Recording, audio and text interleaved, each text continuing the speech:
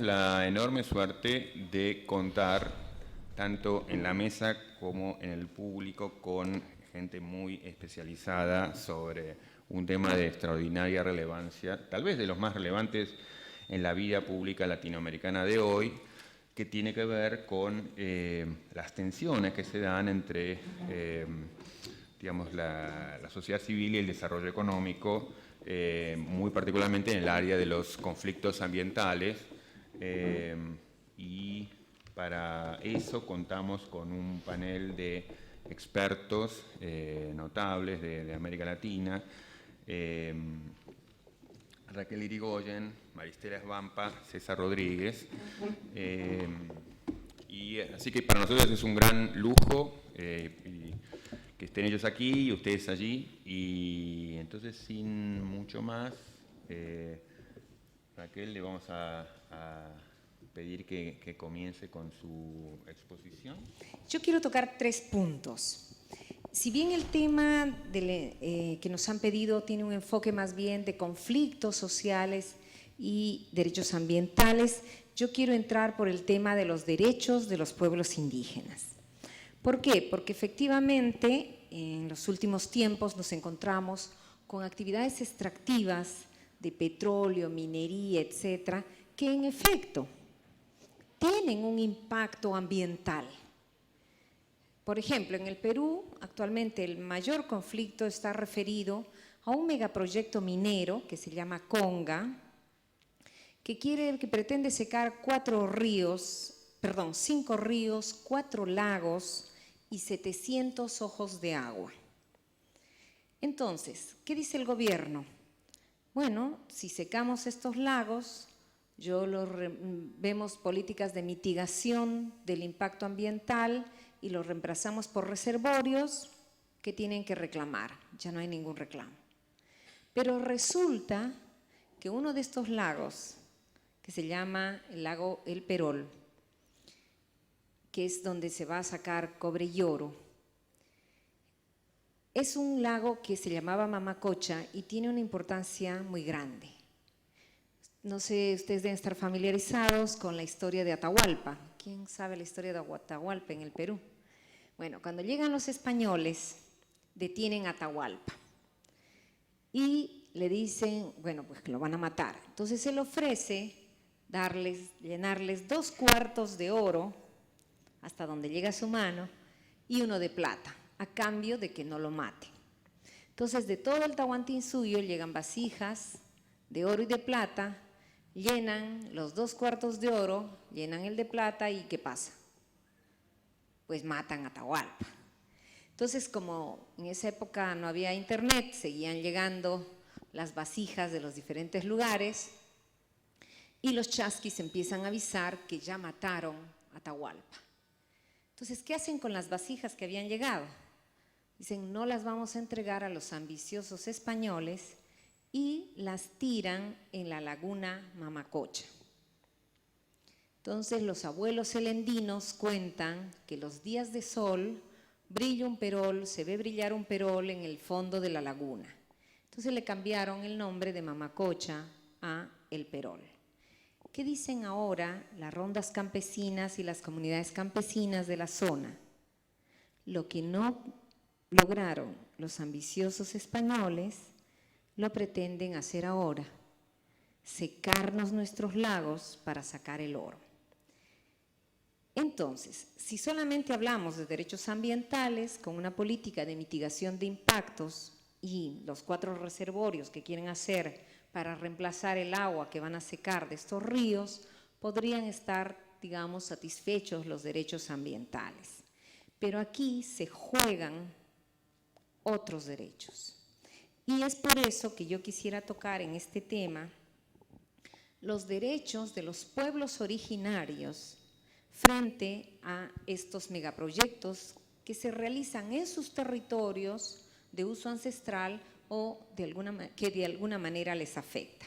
Entonces, por eso es que voy a enfocarme desde esta perspectiva.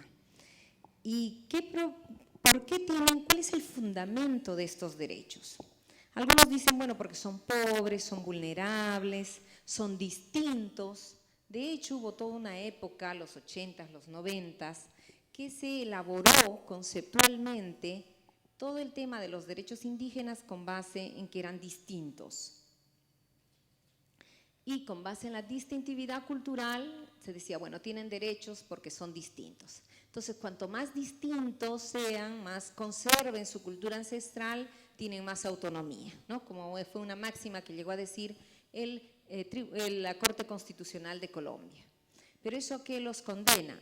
Bueno, entonces si ya ahora usan jean, ¿no? Ya no usan plumas, ya no son distintos, entonces ya no tienen derechos. Felizmente la Corte Constitucional de Colombia también ya cambió esto, pero la distintividad no es el fundamento de sus derechos. El fundamento de sus derechos es que son pueblos que estaban antes del Estado y el Estado no tiene ninguna atribución para desaparecerlos o cometer genocidio.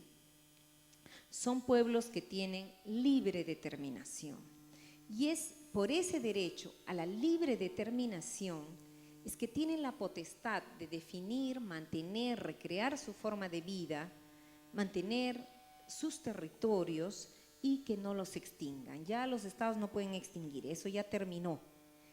Y esto creo que es importante ver el paso en el derecho internacional mismo de un modelo a otro. Hasta mediados del siglo pasado, el propio derecho internacional autorizaba a los estados tener políticas que les permitían decidir modelos de desarrollo. Entonces, por ejemplo, teníamos el convenio 107 de la OIT sobre poblaciones indígenas y tribales en países independientes. ¿Qué decía este convenio? A diferencia del siglo XIX, que negó todos los derechos colectivos, inclusive las protecciones colectivas que se había reconocido en era colonial, porque recuerden que cuando llegaron los invasores estos que les contaba, llegaron y lo primero que fue arrasar con todo y esclavizar a los llamados indios. Pero eso le convenía o no a la corona. No, porque no tenía tributos. Entonces fue la corona la que puso el freno a los colonizadores y declaró vasallos libres a los indios, vasallos libres de la corona, para poder cobrarles los tributos. Entonces, con esa mecánica, digamos, les reconoció tierras colectivas bajo el nombre de pueblos de indios. Entonces ellos eran libres, ya no eran esclavos, tenían sus tierras, pero tenían que satisfacer la necesidad de trabajo en las minas. Así que estaban ahí obligados a trabajar en las minas, recibir un salario y con ese salario pagar el tributo. Pero el freno entonces durante toda la era colonial a los invasores fue la corona. Cuando viene el proceso de independencia, ¿qué hicieron los criollos? Bolívar, lo primero que hizo cuando llegó al Cusco en 1824 fue abolir curacazgos y cacicazgos, o sea, abolir las autoridades indígenas y las tierras colectivas. ¿Para qué? Para que se puedan vender esas tierras, parcelar y así los criollos expandieran sus haciendas y además los indígenas trabajaran como siervos dentro de las haciendas. O sea, lograron su propósito, el que no lograron durante era colonial. Y este es siempre el objetivo hasta ahora del Estado y las nuevas formas de colonización que sufren los pueblos.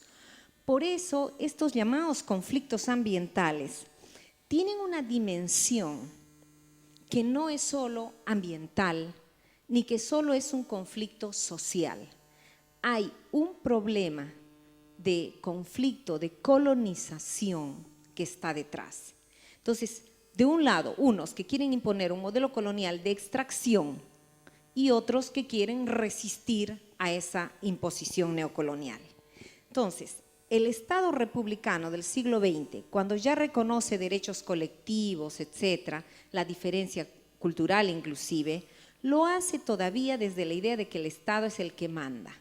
Y entonces el convenio 107 en 1957 decía, está bien, se reconoce su cultura, sus tierras, inclusive decía, no deben ser trasladados sin su consentimiento, salvo por razones de desarrollo.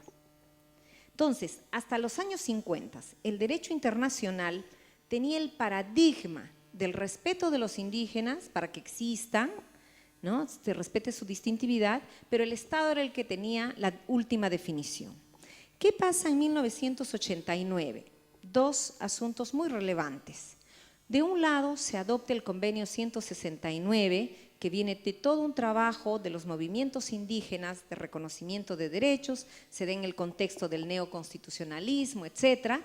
Y a partir de ahí se cambia el paradigma. Ya no se habla de poblaciones, sino de pueblos que tienen el derecho a definir sus prioridades de desarrollo. Pueblos que tienen derecho a controlar sus propias instituciones y formas de vida. Y por eso entonces el convenio ya dice que no pueden ser trasladados sin su consentimiento.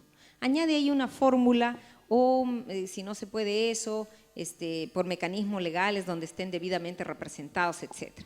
Pero la OIT ya ha esclarecido, sin su consentimiento no pueden ser trasladados.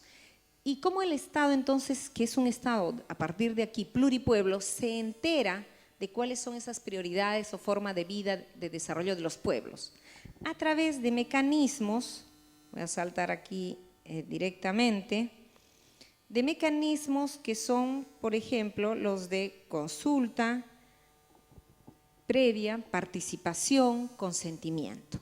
Entonces, ¿cómo el Estado puede respetar la prioridad de desarrollo de un pueblo? A través del procedimiento de consulta, con el objetivo de llegar a un acuerdo, un entendimiento. Pero antes de la consulta de una medida concreta, está obligado el Estado a respetar y a promover la participación en la formulación, aplicación y evaluación de las políticas de desarrollo. Porque ya estamos ante otro paradigma del respeto de los pueblos como tales. El Estado ya no los puede extinguir, ya no les puede imponer su modelo de desarrollo. Pero ¿cuál es el problema? Que todavía los estados, me parece, que se han quedado con el convenio 107 en la cabeza. Es decir, que leen estas instituciones nuevas como la consulta, la participación, etcétera, desde el paradigma del 107. Es decir, te consulto, pero yo decido en última instancia. Con lo cual no tiene ningún sentido y ocasionó en un momento la crisis en Colombia, que ni las organizaciones indígenas querían ser consultadas, puesto que el Estado iba a decidir. En el Perú estamos en ese estadio. El Tribunal Constitucional dice, es obligatorio que el Estado consulte antes de dar una medida, antes de aprobar una medida que afecte a los pueblos. Pero los pueblos no tienen derecho de vetar u oponerse a ese proyecto. Es decir, hemos regresado otra vez al 107. ¿Qué ha dicho el derecho internacional frente a esto? El caso Saramaca versus Surinam da un avance significativo y se da en el contexto además de la adopción también de la Declaración de Naciones Unidas sobre los Derechos de los Pueblos Indígenas, con lo cual tenemos un avance paradigmático porque ya por primera vez el derecho internacional habla del derecho a la libre determinación de los pueblos y que ellos definen su desarrollo y tienen autonomía. En ese contexto se entiende entonces que el Estado no solamente le consulta, sino que necesita el consentimiento de los pueblos para aprobar planes y programas de desarrollo que puedan afectar, por ejemplo, su territorio y sus condiciones de subsistencia. Entonces, el fundamento del derecho a la consulta y a la obligación del Estado de obtener el consentimiento no es solo la diversidad cultural, sino es la libre determinación de esos pueblos, es el derecho a su existencia como pueblos. Y este es el paradigma que no acaba de ser entendido y que plantea una serie de retos a los estados. En primer lugar, los estados no han hecho arreglos institucionales para que quepan estos derechos. Por ejemplo, el Congreso sigue diciendo que es soberano.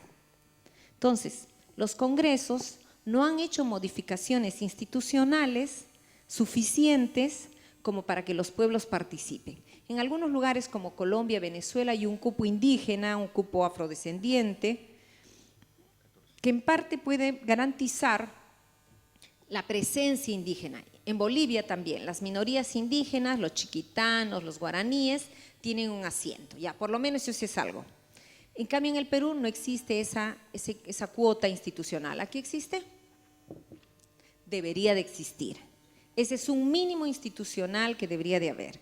Pero además, no solamente los pueblos tendrían que tener un asiento, como dice el artículo 6.1b del convenio, que tienen derecho de participar por lo menos en la misma medida que otros sectores de la población y a todos los niveles en la adopción de decisiones en instituciones electivas y organismos administrativos y de otra índole responsables de las políticas y programas que les conciernen. Esto supone una reforma de los estados. El gobierno regional, local, nacional, los sistemas federales, todos tendrían que hacer una reforma institucional para que los pueblos tengan un asiento, puedan participar institucionalmente, por lo menos, dice, en la misma medida que otros sectores. Entonces, si en el Perú hay un 30% de indígenas, por lo menos el 30% de esos cupos tendrían que estar reservados para los indígenas, como dice el convenio. Entonces, faltan estos arreglos institucionales. El Congreso en México dijo, nosotros somos soberanos, no podemos estar vinculados a una consulta a los indígenas, sino que el Congreso decide. Y eso mismo pasa en todos los países. Igual, el Ejecutivo, los ministerios, no tienen un espacio institucional para esto. Los ensayos de institucionalidad indígena son sumamente limitados. Las como 36 ventanillas que había en Guatemala sin presupuesto, sin capacidad de decisión, o los institutos como el INAI o CONADI, son instituciones estatales donde los pueblos no tienen poder de decisión y donde no representan a sus asambleas. Igual, tampoco la consulta previa tiene un mecanismo institucional que permita que realmente se consulte antes de las medidas concretas. Entonces, hay mecanismos que establece el derecho internacional actualmente que no tienen todavía estructura institucional dentro de los estados. Y el nuevo Estado de Derecho plantea esto. No se puede decir que por el Estado de Derecho no pueden tener unos, ¿no?, los indígenas, más derechos que otros. Perdón, ese es el Estado de Derecho actualmente. Estos derechos han sido ratificados por los estados, son parte del derecho, entonces deben ser aplicados. Igualmente, por ejemplo, no hay sistemas de participación a nivel del judiciario. Ya en Bolivia hubo un avance muy importante cuando se debatió la nueva Constitución y se dijo que el principio del pluralismo estaba en el artículo 1.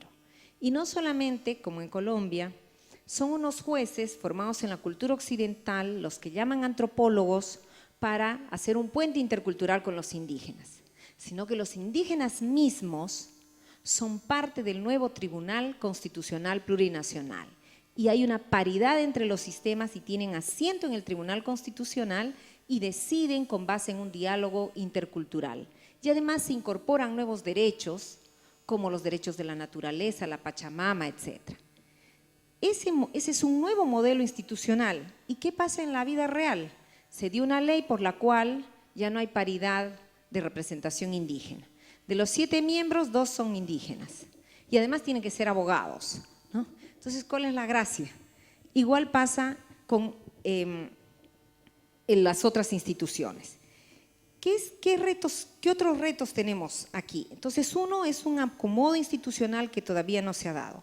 El otro reto es el modelo de desarrollo extractivista. Nuestros países no han superado el extractivismo. ¿Y esto qué pasa? Antes era con los gobiernos neoliberales. Decía que en 1989 se dan 2 hechos fundamentales. Uno, se adopta el 169. Pero ¿cuál es el otro cambio? Que en 1989 se adopta el Consenso de Washington, por el cual los estados se obligan a reducir el aparato estatal, reducir derechos sociales, abrir sus fronteras para que vengan las corporaciones transnacionales, y eso hace que por un lado se reconocen derechos a los pueblos, a su territorio, a su idioma, a su autonomía, y con la otra mano se abren las fronteras para que entren las transnacionales en los territorios indígenas con reglas flexibles, con todas las ventajas para que puedan entrar en esos territorios y extraer. Esta contradicción no se ha resuelto.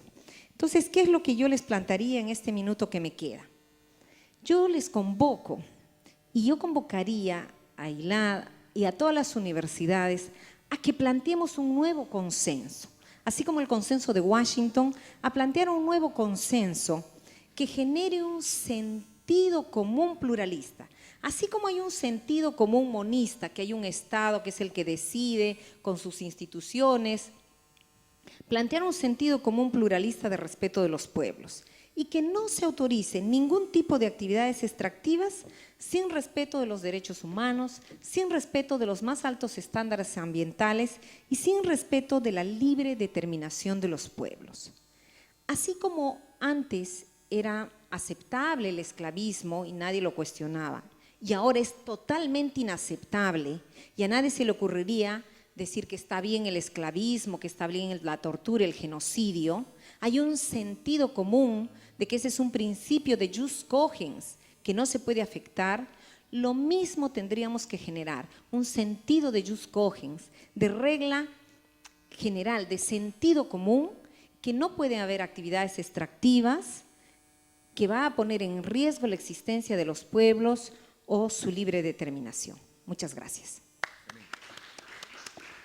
Bueno, muchísimas gracias, Raquel, que además se ajustó exactamente a la hora programada. César.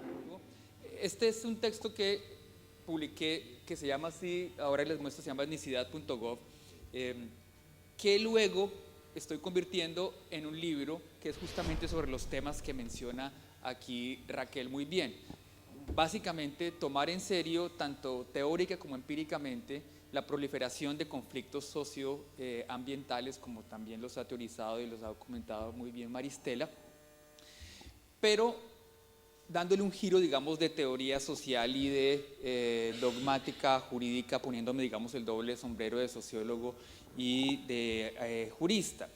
Y lo hago de la siguiente manera. Lo que hago es, y aquí voy a utilizar entonces esta idea desde el punto de vista teórico, lo que hago es formular y explorar este concepto de campos sociales minados. Lo que quiero decir acá es que hay una serie de espacios sociales donde las sociabilidades, donde el tipo de economía y el tipo de relaciones sociales se parece mucho a lo que a las economías de frontera que generan lo que yo llamo campos sociales minados. Y quiero y utilizo este sentido tanto en términos literales, con connotaciones literales, como con connotaciones metafóricas. ¿Qué quiero decir en términos literales? Que básicamente muchos de estos campos sociales están armados alrededor de minas, literalmente una mina de oro, una mina de platino, una mina de coltán, por ejemplo. Entre Colombia y Venezuela está toda este boom del coltán, que es tierra rara que ustedes saben que se utiliza para los aparatitos de celulares y de otros aparatos electrónicos,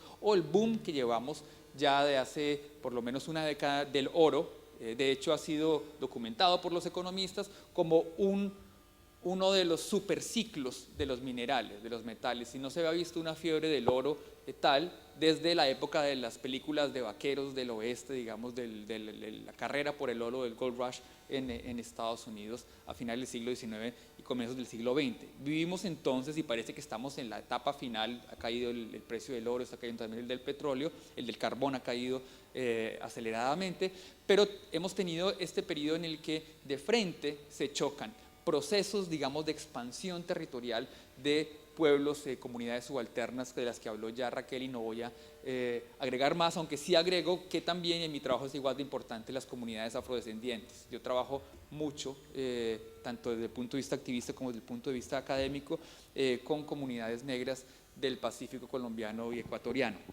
Y allí uno puede ver unos procesos muy similares de violencia, de expropiación y de tensión y de sociabilidades muy tensas que ve también los territorios indígenas. Sin embargo, lo que voy a presentar hoy, los estudios de casos son todos de pueblos indígenas.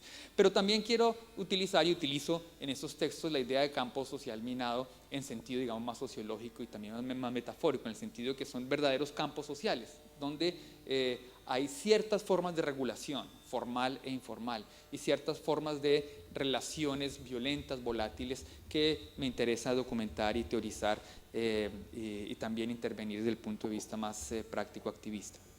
¿De qué estoy hablando? Los estudios de caso, y esto es lo que va más allá de lo que les contaba que tenía en la versión anterior, en el libro que saqué, el estudio de caso es un conflicto social muy grande en Colombia, es el tercero que tengo aquí en esta lista, de Urrá, de una represa que voy a mencionar en un momento. Pero el libro que ahora estoy haciendo ya, digamos, más comparativo, tiene 3 casos. Uno es el caso de Belomonte, que ustedes habrán podido conocer, que es aquel sobre el cual Brasil, digamos, perdió la cordura, digamos, en relación con el sistema interamericano. Digamos, se salió de casillas de una manera que muestra la volatilidad justamente y la importancia estratégica de este tema. Lo que ustedes tal vez vieron es que Belomonte es una represa, sería la tercera represa más grande del mundo, ubicada en el estado de Pará, cerca de la ciudad, el municipio de Altamira, donde he hecho el trabajo de campo, donde el Estado brasileño está cumpliendo al fin un sueño desarrollista que tenía desde los años 70. De hecho, esta represa estaba planteada desde los años 70 y realmente hace parte de una red de más de 25 represas que iría por toda la cuenca, digamos, del Amazonas hacia abajo, hacia Mato Grosso. Y finalmente, después de que el gobierno de Lula había prometido que no iba a hacer la represa, al comienzo finalmente dio marcha adelante y Dilma lo tomó como un asunto de honor nacional, digamos, como un asunto estratégico de desarrollo nacional, y por eso cuando vino las órdenes de la Comisión Interamericana en el 2011 para decirle usted no puede avanzar sin hacer bien el estudio de impacto ambiental y sobre todo sin consultar con las comunidades indígenas de la zona, Brasil utilizó, digamos, todo su músculo geopolítico y dijo, pues retiro a mi embajador de la OEA, retiro la contribución y además retiro mi candidato a la Comisión Interamericana de Derechos Humanos, y como si fuera poco, digamos, la cereza encima del pastel, voy a echar adelante un proceso de reforma que le quite esos poderes a la Comisión Interamericana. Digamos, todo el poder de una potencia, digamos, que se entiende así, regional, alrededor de este caso. Ese es el primer caso. El segundo caso es en Ecuador, el caso Sarayaku, que fue decidido el año pasado por la Corte Interamericana de Derechos Humanos a favor del pueblo Sarayaku. El caso venía desde el 2003 y tiene que ver con la explotación de petróleo en la Amazonia suroriental ecuatoriana, en la frontera con Perú. Este es un pueblo muy movilizado, muy organizado, que ha resistido un pueblo además que tiene mucha influencia en el movimiento indígena nacional en la CONAIE, por ejemplo, uno de sus dirigentes fue presidente de la CONAIE, y es de hecho el pueblo, digamos, sector indígena que ha estado en la pelea más dura, digamos, con Rafael Correa después del rompimiento entre este sector del movimiento y el presidente, después de la Asamblea Nacional Constituyente. Entonces, este caso es muy importante, jurídicamente es muy importante porque implica el apuntalamiento de la doctrina que mencionaba muy bien Raquel, que arrancaba en Saramaca en relación con un estándar más alto de protección, no solo la consulta, sino el consentimiento en casos específicos y graves. Ese caso, y el tercero es el caso que les mencionaba, el primero que había estudiado, que es el de la represa de Urrá. Este caso es más viejo, este caso ya lleva 20 años, bueno, esto sí es un avance, además que ya le entregué a Rachel para que me siento bien, es de estar diciendo que no es exactamente lo mismo. Con una investigadora colega sacamos un libro completo que cuenta en términos más periodísticos, sociológicos, el caso, que es solo sobre la represa de Urrá, que arma los 20 años, porque ¿qué pasó? Urrá es una represa que se construyó, ahí el punto está ubicado en el centro del paramilitarismo colombiano, ahí surgió el paramilitarismo, es el departamento de Córdoba, de donde vinieron, digamos, los jefes paramilitares que hoy en día están presos en Estados Unidos, fueron extraditados por el gobierno anterior, y ese es el campo social minado, digamos, precursor en el estudio, porque justamente los terratenientes de la zona, estas son las zonas más, digamos, desiguales en tenencia de la tierra en América Latina, y sabemos que en América Latina hay mucho, es más como la economía, digamos, de los facenderos del norte de Brasil, y muy violenta. Y tuvieron desde un comienzo como prioridad construir esa represa para facilitar la economía de ganadería extensiva y empujar deliberadamente a las comunidades campesinas y a los indígenas que estaban en esa zona. Allí lo interesante es que la Corte Constitucional Colombiana, como ya lo mencionó Raquel, tuvo un rol tardío, pero en todo caso importante, que fue que en el año 98, cuando la represa ya estaba construida y ya se iba a llenar, intervino. y dijo aquí no se respetó el derecho a la consulta, y arrancó esa interpretación, esas doctrinas interesantes de la Corte Constitucional colombiana, que son las que han llegado más lejos en la protección del derecho a la consulta e incluso al consentimiento previo, libre e informado. Aquí en URRA, lo que hicimos, les estaba contando con Natalia Orduz, la coautora de ese libro reciente, empezamos por el tema de la consulta, y mientras más queríamos escribir un libro sobre el litigio de la consulta, íbamos a entrevistar y entrábamos al territorio indígena, hablábamos con los actores y nos comenzaban a hablar, era del paramilitar tal, del muerto tal, de la marcha X, de la movilización de los indígenas por el río para defenderlo. Entonces lo que dijimos es, esto no se puede contar desde un ángulo jurídico, sino hay que contarlo desde un ángulo más sociológico, y terminamos escribiendo un libro, digamos, que es más sobre la violencia de la zona y cómo ese espacio, ese campo social minado, es representativo de unas dinámicas que están proliferando en diferentes lugares de América Latina al vaivén de las economías extractivas. Paso más rápido por el resto de la presentación. Y aquí, paso muy rápido, esta es una forma de cómo íbamos a tener esto tan tarde. Ustedes saben que en Argentina son mucho más noctámbulos que en Colombia. Hasta ahora en Colombia estaríamos casi listos para dormir, pero, y definitivamente no estaríamos listos para comer después de esto, pero es diferente. Entonces, para mantenerlos despiertos, y entonces aquí hice con una persona que sabe de esto, una pequeña animación, y solamente para resaltar los actores. Y aquí estoy estilizando, digamos, simplificando abiertamente para efectos digamos, didácticos en esta presentación. Entonces, hay los actores del lado, digamos, del impulso de las economías extractivas, y en el punto de los gobiernos, por la descripción que yo ya he hecho, ustedes ven que aquí la distinción entre derecha e izquierda se desdibuja. Es decir, el neoextractivismo, ustedes lo ven y lo han visto de pronto. No sé si vieron una entrevista que le hicieron a Rafael Correa en New Left Review, donde fue muy violento, digamos, con los ambientalistas y los movimientos indígenas que se oponen, digamos, a la explotación de recursos en la Amazonía específicamente, en combinaciones interesantes, que en este punto, no quiero llevarla, digamos, el paralelo tan lejos, pero en el punto específico de la resistencia a los derechos colectivos étnicos, específicamente indígenas, sobre recursos naturales, terminan tocándose en los extremos.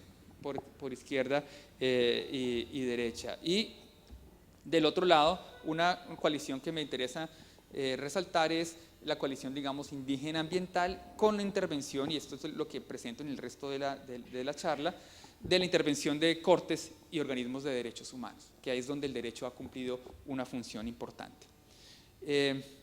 Y el segundo concepto que propongo en este trabajo, en la parte, digamos, más analítica, es para tratar de entender qué está pasando con la regulación de los derechos indígenas, lo conecto con discusiones más amplias, teóricas, sobre la regulación de la diferencia y la etnicidad en tiempos de globalización. Y aquí me cuelgo, digamos, del trabajo de dos antropólogos surafricanos, Jean y John Komarov, que tiene un libro muy bonito que se llama Etnicidad.inc, que está en español, donde ellos dicen, miren, si uno ve lo que está pasando con la forma como se pueden defender muchas veces los derechos a la diferencia, por ejemplo, los derechos indígenas en muchas partes del mundo, vemos dos cosas. Uno, que el derecho está jugando un papel cada vez más importante. Entonces hay un proceso de juridización de las reclamaciones indígenas.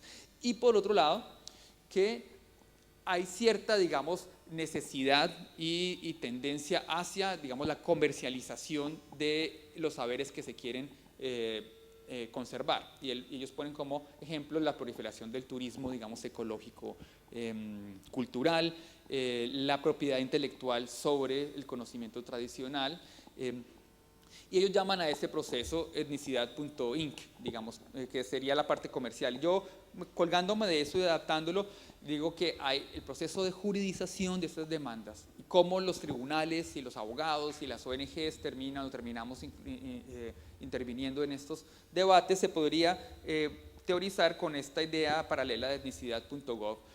No voy a desarrollarla mucho. La idea del .gov es que, obviamente, estoy sacando aquí un paralelo de las terminaciones de Internet, entonces el proceso de ellos, digo yo, lo podría llamar como etnicidad.com, y aquí esto sería la etnicidad.gov.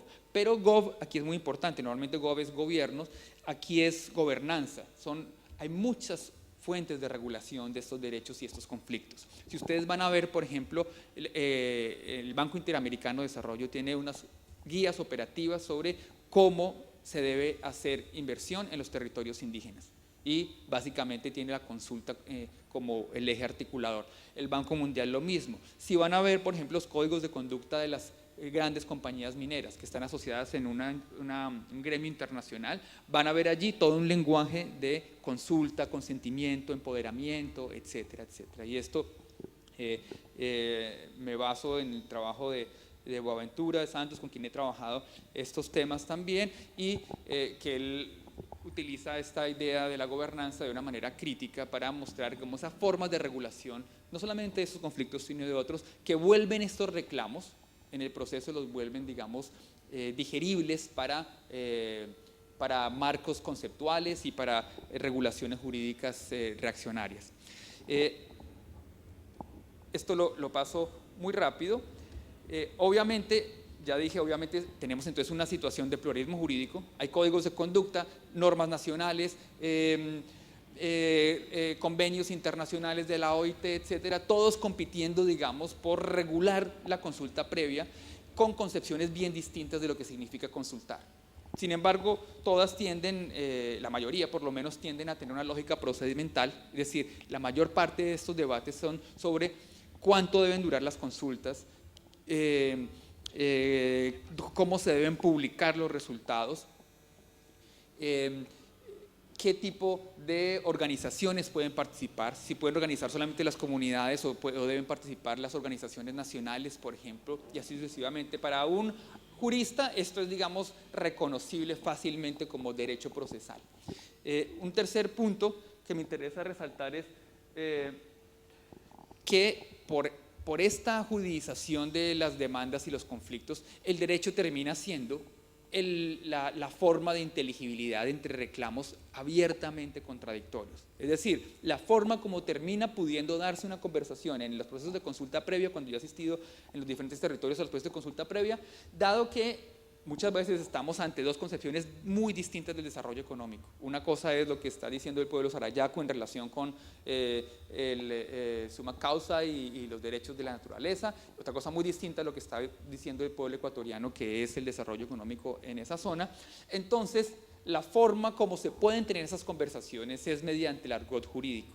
No necesariamente acuerdos, pero sí el derecho termina siendo lo que tienen en común esas partes para conversar. Y por último, obviamente esos son procesos altamente disputados, donde hay entendimientos muy distintos de lo que significa la consulta, de lo que significa la participación, y de hecho, no los voy a desarrollar aquí, además porque ya en la presentación de Raquel se adelantó buena parte de eso, pero en el texto lo que hago es extraer, digamos, en tipos ideales, tres entendimientos distintos de lo que significan los derechos indígenas. Uno que llamo el integracionismo, que es el típico del 107, convenio 107. Otro el multiculturalismo de la diferencia, que es lo que algunos llaman multiculturalismo neoliberal o multiculturalismo hegemónico, que acepta demandas de diferencia, demandas, digamos, de pueblos indígenas, siempre y cuando no impliquen redistribución, siempre y cuando no impliquen otorgamiento de derechos territoriales, otorgamiento de derechos sobre los recursos naturales, etc.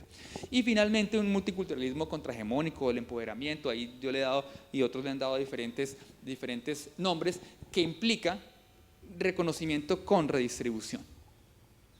Aquí desarrollo en el artículo y en esta tabla en qué consiste cada uno de esos, pero no voy a detenerme ahí porque tengo que cerrar. Y termino con esto, que es que ustedes no están viendo, no han tomado mucho vino ni nada, sino que está ahí deliberadamente puesto. Hay efectos ambiguos, aquí no está Oscar, pero esa era la respuesta a la pregunta que él me hacía antes sobre si esto es emancipador o dominador. En la práctica, este es un instrumento, la consulta, bastante, digamos, ambiguo, en el sentido que, por un lado, genera un efecto de desplazamiento. Las demandas políticas en muchas ocasiones terminan siendo desplazadas por conversaciones procesales jurídicas. Por otro lado, hay un efecto de incomunicación, dado que realmente de lo que en el fondo se tratan esos conflictos sobre formas distintas de ver la naturaleza, o ver el desarrollo, o ver la integración comunitaria y la participación en la vida nacional. Muchas veces hay pseudoacuerdos. Por ejemplo, en el caso de Urrá, en un periodo para discutir las indemnizaciones que otorgaba la Corte Constitucional colombiana, hubo un año de conversaciones entre los pueblos indígenas, los líderes del pueblo indígena y el gobierno. Y el gobierno pensaba que habían llegado a un acuerdo. Y cuando llegaron a firmar, los líderes indígenas dijo, pero si aquí no ha habido ningún acuerdo. Entonces, estos procesos dan vueltas, muchas veces dan vueltas como en espiral o en círculos, porque hay un alto grado de incomunicación o de malentendidos. Y por último, hay un efecto de dominación, claro, también porque ciertamente al haber desplazamientos se fortalecen las voces muchas veces de, por ejemplo, los abogados, los asesores jurídicos, los que pueden hablar ese lenguaje del procedimiento jurídico.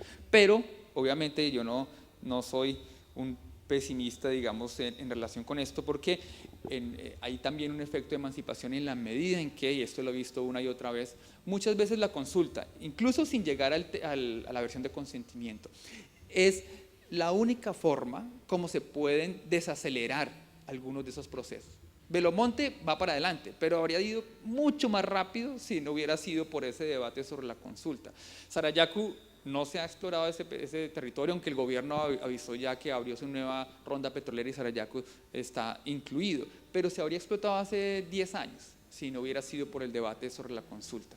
Y en el caso de Urrá no había nada que hacer, la Corte intervino ya para ordenar indemnizaciones, pero los efectos, que en ese caso fueron trágicos, el pueblo se dividió, lo que pasa muchas veces en estos procesos es que se compra o se vende, depende del punto de vista, un sector de la comunidad, y se fisura totalmente la unidad política del pueblo. En ese caso sucedió eso, pero el proceso posterior se ha desacelerado y el pueblo, digamos, sigue vivo en buena parte por el palo en la rueda que ha podido poner el proceso judicial sobre la consulta. Dejo ahí y con gusto pues respondo cualquier pregunta o comentario.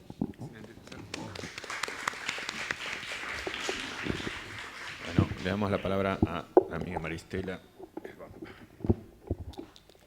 César, ¿puedo pedirte si no dejas el mapa de América Latina, Claro, por favor? claro. Yo no traje el PowerPoint. Mal. No, suelo utilizarlo en los últimos tiempos, pero esta vez salí muy apurada, parece.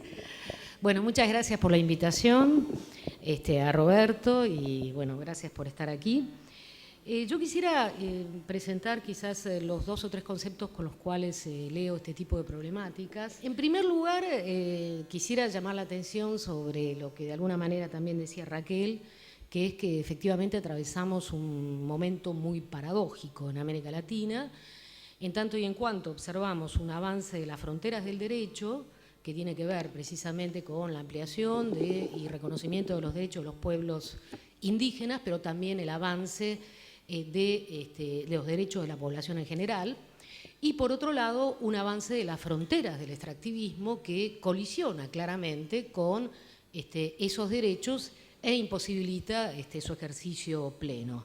Y en ese sentido, uno de los primeros conceptos con los cuales yo trato de contextualizar esta temática es el de consenso de los commodities, ¿no? Desde mi perspectiva, nosotros hemos abandonado el consenso de Washington en los últimos 10 o 15 años, que estaba más bien centrado en la valorización financiera, en la reestructuración del Estado, el ajuste y la privatización, y hemos avanzado hacia el consenso de los commodities, que tiene que ver con la extracción y exportación de materias primas a granel de parte de América Latina y en general los países del sur hacia los países considerados más poderosos. Insisto en la idea de commodity, definiéndolo en un sentido más bien general como aquel producto indiferenciado que tiene un valor determinado en el mercado y que para el caso de América Latina involucra desde alimentos, como pueden ser el maíz, la soya, por supuesto minerales e hidrocarburos a granel, pero que también involucra otros productos. Pero básicamente estos que tradicionalmente, para el caso de hidrocarburos, minerales, tradicionalmente ha exportado a América Latina, es decir, no estamos negando que América Latina tenga un pasado en ese sentido de exportador masivo de naturaleza, ¿no? Sino que es su característica, pero en los últimos 15, 20 años esto se ha agravado en tanto y en cuanto asistimos, ¿no?, a una nueva etapa en el proceso de división territorial y global del trabajo entre países dependientes, digamos, y periféricos y los países más poderosos. De ahí que nociones como neocolonialismo y dependencia, que parecía que se habían archivado, ¿no?, expulsadas del lenguaje, del vocabulario de las ciencias sociales, hoy tienen una nueva significación y son revalorizados.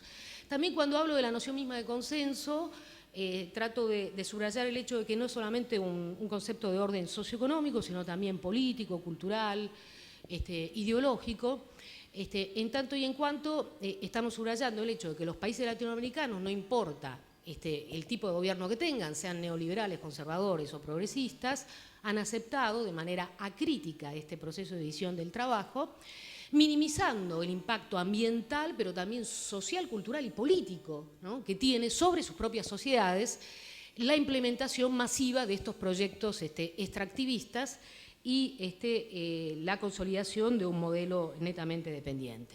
En ese marco, segundo concepto que retomo, que utiliza toda la literatura crítica latinoamericana y los propios actores en juego, es el de neoextractivismo, ¿no?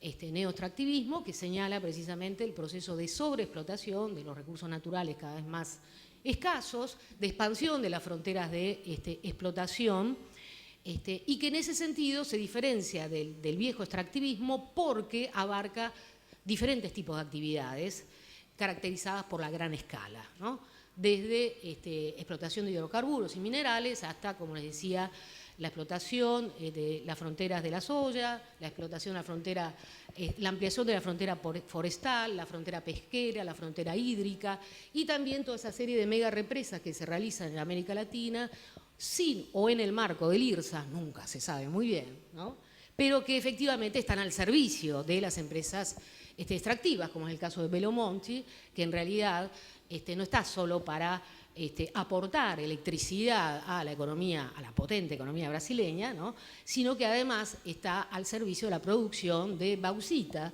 que es uno de los minerales que exporta básicamente Brasil.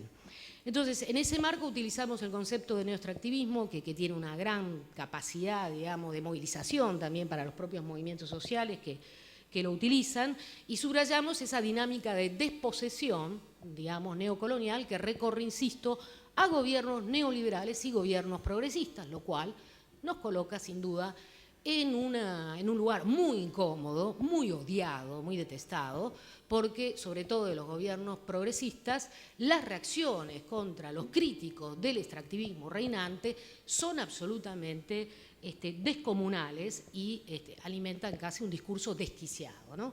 Acá hablaba César del caso de Belo Monte y yo he tenido oportunidad de comprobarlo este fin de semana, que fui invitada a hablar a la juventud de los partidos progresistas de América Latina para presentar este tipo de temáticas, y las reacciones más virulentas vinieron de parte del PT y de parte del movimiento al socialismo de Bolivia. Igualmente los uruguayos y los argentinos estuvieron ahí cerquita, ¿no? Pero fueron reacciones muy violentas que realmente llamaron mi atención. Una cosita más sobre el consenso de los commodities.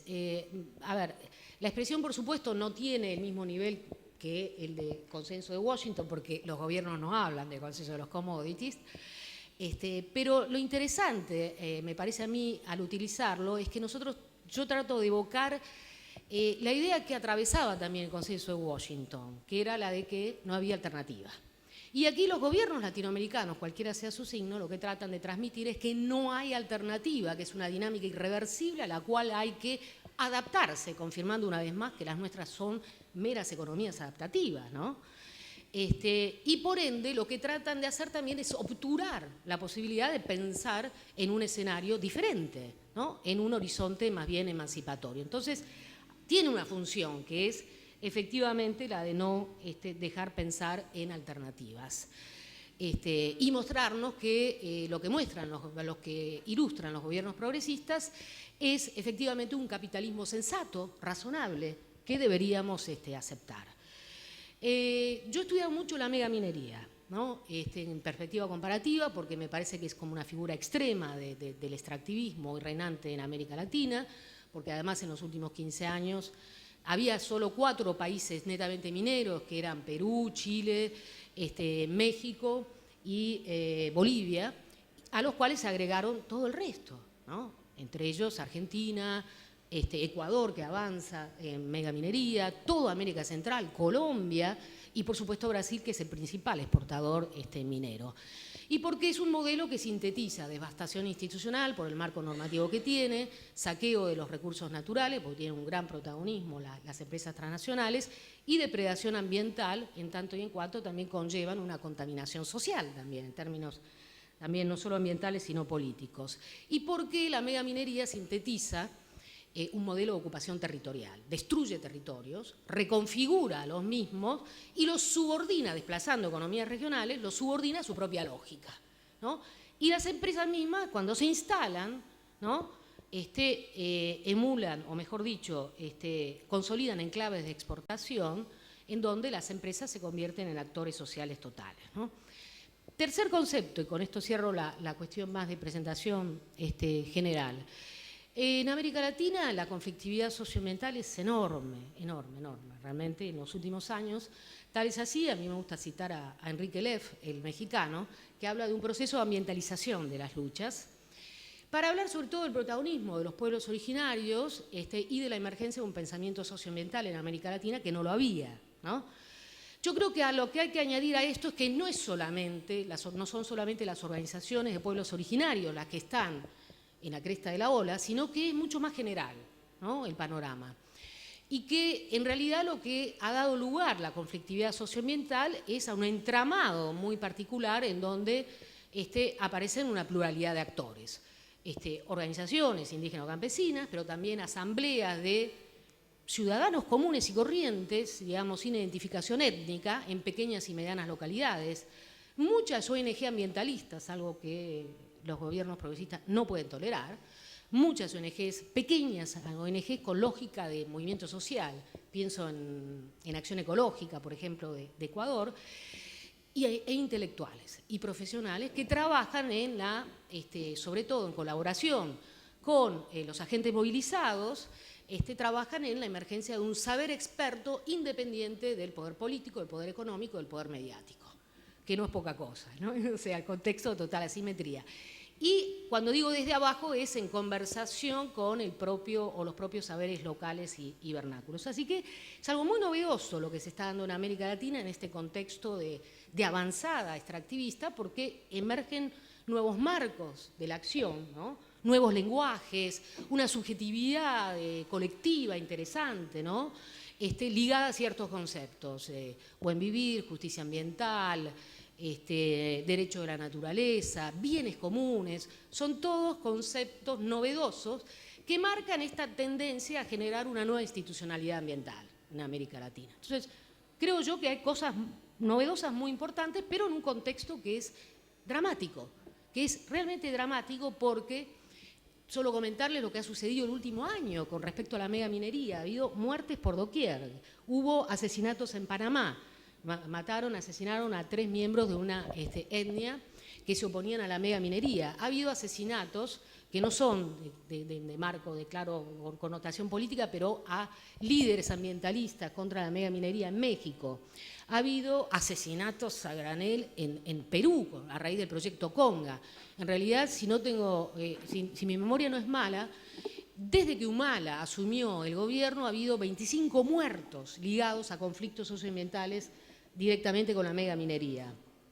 25 me decían el otro día. Y en Argentina lo que ha habido es mucha criminalización, ¿no?, y judicialización del conflicto. Los muertos están más ligados al modelo sojero, no todavía al modelo, felizmente, no todavía ligados al modelo minero. Efectivamente, lo que encontramos es estamos ante la apertura de un nuevo ciclo de violación de derechos humanos, ¿no? Ese es el tema, que engloba no solo a los pueblos originarios, sino a las poblaciones en general, pequeñas y medianas, donde se localizan esos conflictos, que efectivamente también buscan activar nuevos dispositivos institucionales para, digamos, apelar a la necesidad de democratizar las decisiones colectivas respecto de los modelos de desarrollo, ¿no? En tanto y cuanto lo que sucede con los gobiernos progresistas es que tienen una misma visión del desarrollo que la de los gobiernos neoliberales. Y esto es sumamente perturbador, ¿no? Los casos, Bolivia y Argentina. Entonces, vaya. Bueno, Bolivia quizás uno de los casos, junto con Ecuador, de los más paradójicos, porque en Bolivia es precisamente uno de los países donde ha habido un gran proceso de innovación política. Yo me acuerdo que estaba en el año 2007 en Bolivia y conversé mucho con dirigentes de la CIDOB y de CONAMAC, que son las dos organizaciones más importantes quizás de los pueblos indígenas respecto a estos temas, y ellos me decían que a ellos no les interesaba el derecho de consulta, que lo que ellos querían era controlar, ¿no?, el proceso de explotación y de usufructuar los beneficios.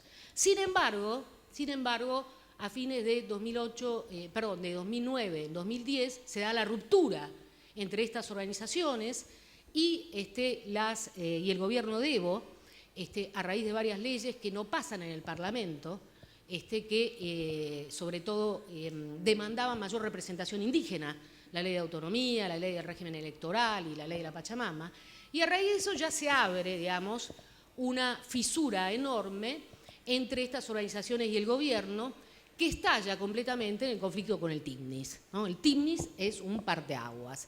El TICNIS es el conflicto que se da por la construcción de la carretera en el territorio del Parque Nacional Isidoro Secure, y que efectivamente blanquea la situación. Una situación en la cual el gobierno se define como netamente extractivista y busca manipular la consulta de los pueblos originarios. Fue muy complicado todo eso. Y en Bolivia ustedes van a encontrar la misma argumentación que en Brasil, que en realidad las poblaciones movilizadas están siendo manipuladas por las grandes ONG ambientalistas, extranjerizantes o extranjeras, en el caso de Bolivia, con intervención muy descarada de un agente de cooperación como el USAID. Pero en realidad en Bolivia es aún peor, porque en Bolivia se dice no solo están siendo manipuladas por estos agentes, sean ONGs o agentes de la cooperación, sino también por el poder hacendal oligárquico de Santa Cruz. Se hizo consulta.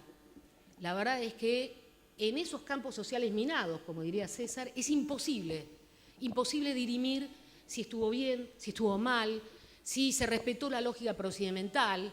La verdad que hay muchas denuncias, porque el gobierno dice que en la consulta el 80% de los pueblos consultados dijeron que no a la intangibilidad del TICNIS y sí a la construcción de la carretera.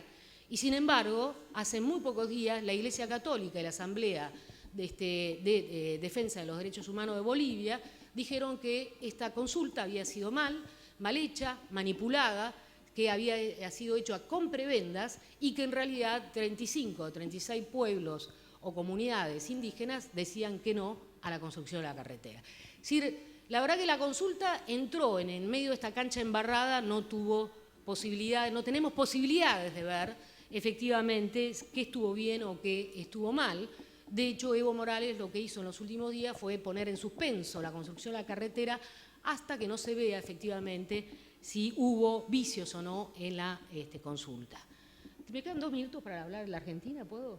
2 minutitos. Perdón, me fui mucho con Bolivia, acabo de regresar ahí de Bolivia y es uno de mis terrenos de reflexión. Pero bueno, en Argentina lo interesante es quizás que no están en juego solamente el derecho de consulta de los pueblos originarios, que son muchos más de los que creemos. Acá está Silvina Ramírez, que es especialista en el tema.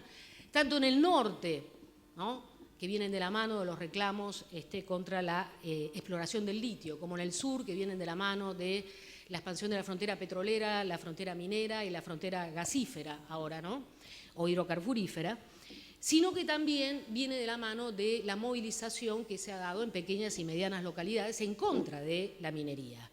Y ahí efectivamente muchos han querido apelar al derecho de consulta que prevé nuestra Constitución, reformada en el año 94, que si bien no es una consulta vinculante, bueno, en fin, asentaría un elemento muy importante para pensar sobre modelos de desarrollo. Sin embargo, respecto de la megaminería, solo ha habido 2 consultas en Argentina.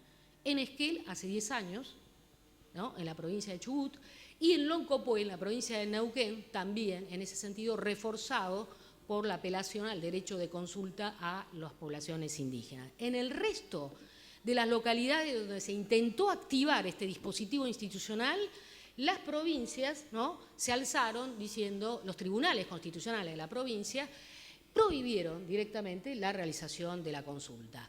Por eso el camino de la Argentina ha sido el de la sanción de leyes provinciales que prohíben, por ejemplo, la megaminería. Hay 8 provincias que prohíben en ese sentido la megaminería en nuestro país. La última avanzada, y con esto cierro, es sin duda la explotación de gas no convencional a través de la metodología de la fractura hidráulica, el fracking, que está avanzando de manera acelerada, sin controles, sin consulta y sin debate público en Argentina, como ya se hizo con la megaminería, como ya se hizo con la soja, violentando sobre todo en este caso a los pueblos originarios, a los pueblos mapuches en Neuquén y en Chubut, pero avanzando también en provincias que no tienen una tradición de extractivista ligada a la explotación de hidrocarburos, como Entre Ríos y otras provincias. Debajo de Entre Ríos está el acuífero Guaraní, vale la pena recordar, donde también se avanza con el fracking, insisto, sin consulta, sin debate y sin control del Estado. Así que varios puntos para abrir la discusión. Primero, evidentemente, los gobiernos progresistas, todos eluden la discusión, ¿no? Todos eluden la discusión sobre el modelo de desarrollo y han adoptado un modelo extractivista claramente depredatorio. Todos han adoptado la ilusión desarrollista, ¿no?, creer que explotando masivamente los recursos naturales van a poder acortar la distancia que los separa de los países más desarrollados. Todos ellos buscan manipular el derecho de consulta, ahí donde se aplica, que se aplica poco, hay que decirlo, y buscan también obturar las demandas de democratización por parte de la población. Y, por supuesto, lo que hay en el marco del consenso de los commodities es que todos estos países, todos estos gobiernos, rechazan la posibilidad de pensar escenarios de transición, de salida del extractivismo. Gracias. Bueno, les agradecemos formalmente por la puntualidad y sustantivamente por el contenido extraordinario para mí de las 3 exposiciones. Así que tenemos en el público de aquí, digamos, gente muy especializada y una oportunidad de debatir. Vamos a abrir un espacio de preguntas. Silvina, Jorge, Rachel. Tomamos 3 preguntas. Primero las tomamos las 3, después hacemos una nueva ronda, le damos la palabra a Leonardo. Bueno, somos pocos, nos escuchamos, pero bueno, por las dudas. No, yo comparto el diagnóstico de las 3 presentaciones y hay 2 cuestiones que me preocupan. Una que tiene que ver con cómo utilizamos los conceptos o los derechos. En realidad nos hemos pasado décadas por incluir o por reconocer derechos, luego reconocimos que esos derechos muchas veces eran funcionales para modelos neoliberales, que uno podría llamar multiculturalismo hegemónico, que vos lo llamás así, César. Y luego, bueno, esto, ¿qué? ¿Cómo seguimos? Porque si bien uno, digamos, o siguiendo Ventura, uno está pensando en otro tipo de interculturalidades que tengan que ver con la emancipación y la superación del colonialismo, pero yo siento que, por ejemplo, el derecho a la consulta hoy está siendo, digamos, como vapuleada por izquierda y por derecha. Primero porque es absolutamente vaciada en esta cuestión procedimental, que también coincido con Raquel y con vos, César, y luego porque desde, digamos, las miradas más pluralistas, progresistas o izquierdistas o como se le llama, uno lo está, digamos, encontrando como un instrumento muy, no sé si insuficiente, pero muy difícil de aplicar. Hoy por hoy la consulta es una piedra en el zapato, pero para, digamos, el Estado conservador o el Estado del consenso de los commodities, pero también, digamos, para nosotros que no sabemos encontrarle la vuelta de cómo llevar adelante estos procesos de consulta. Entonces, ¿cómo volver a darle significado a estos derechos? Y la segunda cuestión tiene que ver más con algo que planteó Maristela. Yo sostengo hace mucho tiempo de que hay que encontrar, digamos, o construir una alianza entre sectores indígenas y sectores ambientalistas. Porque me parece que hoy por hoy la lucha es tan desigual y es como David contra Goliat que uno tiene que potenciarse y que creo que solo los ambientalistas o solo los pueblos originarios, cuando en realidad mucho de lo que hoy se está también, digamos, explotando, no todo es en territorio indígena, necesita, digamos, de nuevas construcciones sociales y políticas. Pero yo no sé si los ambientalistas son tan anuentes a esto. Y esto lo digo también porque, bueno, escuchándose, ¿te acordás? 1 año, 2 años agudinas, como que si bien tienen, creo, en la cabeza y que la Constitución ecuatoriana incorpora elementos Pachamama, Suma Causayo y demás, digamos, como saberes indígenas, no sé si, digamos, se está realizando el esfuerzo de cruzar los saberes occidentales con los saberes indígenas. Y si hoy, digamos, esto, porque yo veo, por un lado, al menos en Argentina y en otros países donde los ambientalistas van por un lado, los indígenas van por el otro, y hay sectores ambientalistas que no coinciden con las miradas indígenas, o viceversa. Hay, digamos, hablar, digamos, de movimiento ambientalista también es muy general, porque hay muchos ambientalistas o muchos movimientos ambientalistas diferentes, más conservacionistas, menos.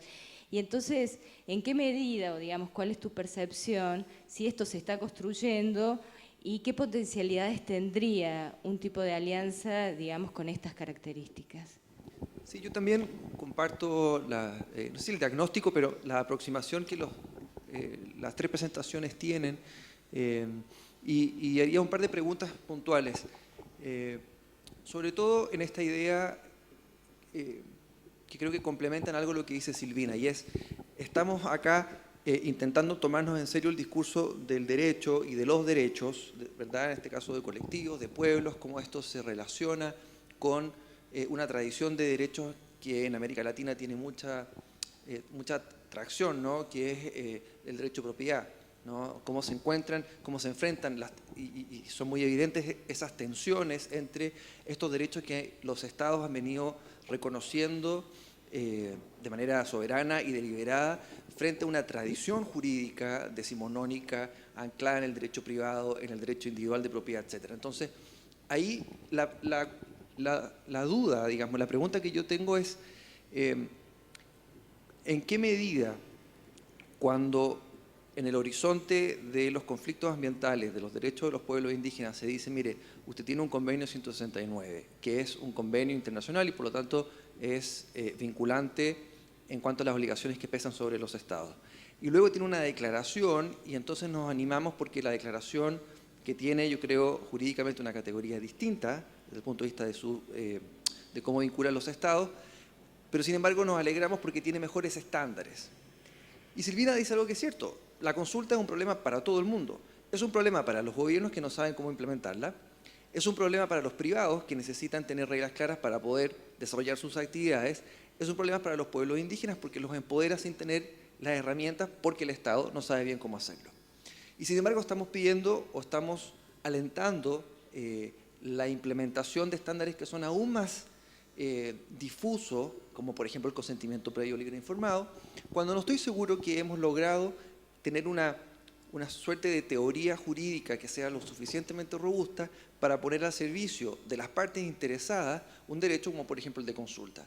Entonces la pregunta es, por ejemplo a César, cuando tú dices en la matriz que mostrabas, Convenio 169 tiene una dimensión o una aproximación de participación, ¿verdad? Luego la declaración, una dimensión de autodeterminación.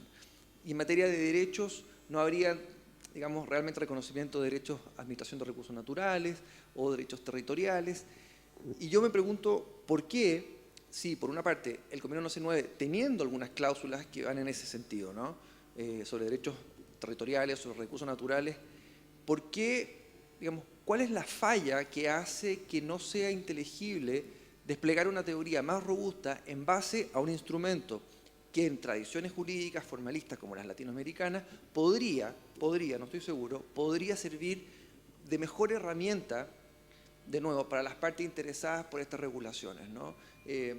No estoy en contra de la declaración, me parece muy bien, pero a veces siento que hay un ánimo por correr sin siquiera haber, digamos, aprendido a caminar realmente con estas herramientas. Sí, aprovechando el lujo de mesa que tenemos, les invitaría a hacer un poco de futurología política respecto a la Corte Interamericana, el sistema interamericano, ¿no? Que si pensamos en la transnacionalización de las luchas sociales, los pueblos indígenas por excelencia han sido, ¿no? El caso de América Latina que ha recurrido con todos los tropiezos, pero sí en términos creo que más exitosos que menos en la última década al sistema interamericano, y ahora estamos ante esta embestida política por gobiernos de derecha, de izquierda, en materia de derechos humanos, no solo en materia de derechos colectivos de los pueblos indígenas, pero ¿cómo ven ustedes los próximos 5 años respecto a ese tema? ¿Dónde vamos a estar recurriendo igual al sistema interamericano? ¿Se va a debilitar de forma fundamental para esas luchas? Creo que es una pregunta central en este momento y me encantaría saber cómo lo están viendo. En relación con el tema del 169 que mencionaba Jorge, yo estoy de acuerdo con eso, en el sentido que de hecho en el cuadro, no sé si en esta versión, pero en el texto, yo intento argumentar que el 169 puede caer en cualquiera de las dos aproximaciones, una más, digamos, más domesticada de la consulta o una más radicalizada de la consulta, dependiendo de cómo se utilice, cómo se interprete. Y de hecho ha sido el 169 el que ha sido utilizado como fuente auxiliar en el caso de la Corte Interamericana o como fuente muy principal en el caso de la Corte Constitucional Colombiana, porque eso es el espacio que deja el derecho, ¿verdad? Si tú dices, vamos a tomar en serio las cláusulas de autodeterminación y vamos a tener en cuenta también que en ninguna parte del 169 prohíbe que se pida el consentimiento en algunos casos, dice consulta, pero no dice en ningún caso se puede amarrar esto a una consulta o muy exigente o incluso el consentimiento, pues entonces se podría sacarle más jugo, de hecho, y eso es lo que está pasando. De hecho, la declaración, claro, sirve como un parámetro, un criterio, pero dadas sus limitaciones de estatus jurídico, pues no puede llegar tan lejos. Entonces, totalmente de acuerdo con eso y yo no echaría, digamos, en saco roto el potencial emancipador, digamos, protector y promotor del convenio mismo. Y ciertamente, claro, aquí entramos ya en las diferencias nacionales. En Chile sería revolucionario, digamos, si se pudiera hacer algo, incluso una versión, lo que sería conservador en otros países, en Chile podría ser revolucionario en relación con el 169, mejor dicho. En relación con el tema de para dónde va la Corte Interamericana, es difícil saber, definitivamente yo creo que hay una diferencia entre la Corte y la Comisión. Yo creo que la Comisión se quedó muy golpeada, quedó totalmente aleccionada, está a la defensiva, no solamente por esto, sino por el ataque posterior que se le vino ya de varios estados por diferentes razones.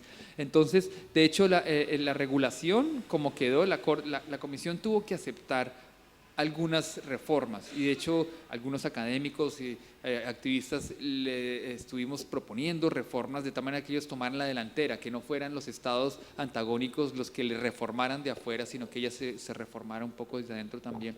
Y uno de los puntos que tuvo que conceder en buena parte fue el de las medidas cautelares. Entonces yo no creo que vayamos a ver las medidas cautelares de Belomonte más, o incluso las medidas cautelares de casos como el de Urrá, donde rápidamente y sobre todo, ese era un punto importante y ha sido muy innovador jurídicamente y políticamente muy potente, y es que se pudieran proteger a un pueblo sin individualizar a las personas. Es que le están amenazando a tal líder o a tal dirigente que estaba con amenazas de muerte, no, sobre el pueblo en general. Eso hubo un empujón duro de varios estados diciendo eso no es imposible porque nosotros no podemos responder por un pueblo completo, etc. Entonces, esas lamentablemente yo creo que se van a recortar. Ahora, En el resto, en la aplicación del derecho a la propiedad para propiedad colectiva, en la jurisprudencia de la Corte Interamericana de Saramaca, Aguastigni, Maxa, todos estos casos paraguayos, ecuatorianos, Surinam, yo no creo que vaya a haber retroceso, a menos que haya otro empujón duro y digamos si hay estados se quedaron con ganas, digamos, entonces van a intentar de nuevo. Y finalmente el tema, pero el tema de que plantea Silvina es grueso. O sea, básicamente yo interpreto tu pregunta como decir, bueno, tanto tiempo que peleamos por la inclusión de esos derechos y ahora también nos quedamos descontentos con esos derechos. Y ahora entonces, ¿cómo hacemos para formular un marco conceptual, una alternativa política que dé la talla, digamos? Yo creo que tiene mucho que ver y por eso me gusta, entre otras muchas razones, el trabajo de Maristela, y lo que tú mencionas de la necesidad de coaliciones amplias. Yo creo que es a través de ese trabajo y ese esfuerzo, esa casi que obligarse a uno mismo y obligar en el diálogo de los movimientos a digamos, a tensar las categorías de tal manera que haya formas de inteligibilidad mutua y de acción mutua. Yo creo que ha avanzado mucho la causa indígena a través de estas movilizaciones, pero que en países como Perú, por ejemplo, ahora con esta indefinición de si son campesinos o indígenas los habitantes de la sierra, por ejemplo, y dado que no va a haber una identificación masiva e inmediata como indígenas, no veo cómo sin tender puentes se puede avanzar. En países como Brasil, donde los indígenas son una minoría muy pequeña, están muy aislados, muy golpeados, la FUNAI y el Estado le ha caído muy duro mismo y están enfrentados a un Estado muy poderoso. No veo cómo, sin tender esos puentes y sin replantear los términos de la conversación, el pensamiento socioambiental, el planteamiento que yo hacía esta tarde en la reunión que teníamos de reconocimiento con redistribución. Ahí habría que pensar muy por fuera y entre los movimientos y las categorías, creo yo. Yo creo que es bien importante en este contexto fortalecer la academia y podríamos llamar así, una hermenéutica pluralista, una hermenéutica progresista. Y superar, creo, estas falsas dicotomías. Primero, por ejemplo, esto de que se dice que son campesinos, ya el propio convenio dice, no importa la categoría jurídica o el nombre que tengan. Por ejemplo, aquí, una hermenéutica de que nos ayude a aplicar este convenio en vez de que nos paralice, tendría que ir al corazón de lo que dice el convenio. El convenio dice que lo importante no es el nombre o el marco jurídico o la situación jurídica. Lo importante es que esos colectivos se autoidentifiquen bajo dos puntos. Uno, que ellos mismos se autoconsideren que descienden de poblaciones que estaban en el país en la época de la conquista, la colonización o antes del Estado. Y dos, que cualquiera sea su situación jurídica, conserven en todo o en parte sus instituciones políticas, sociales o culturales o políticas. Por ejemplo, si uno va a la zona de Cajamarca, donde está el megaproyecto minero Conga, y les pregunta, ¿son indígenas?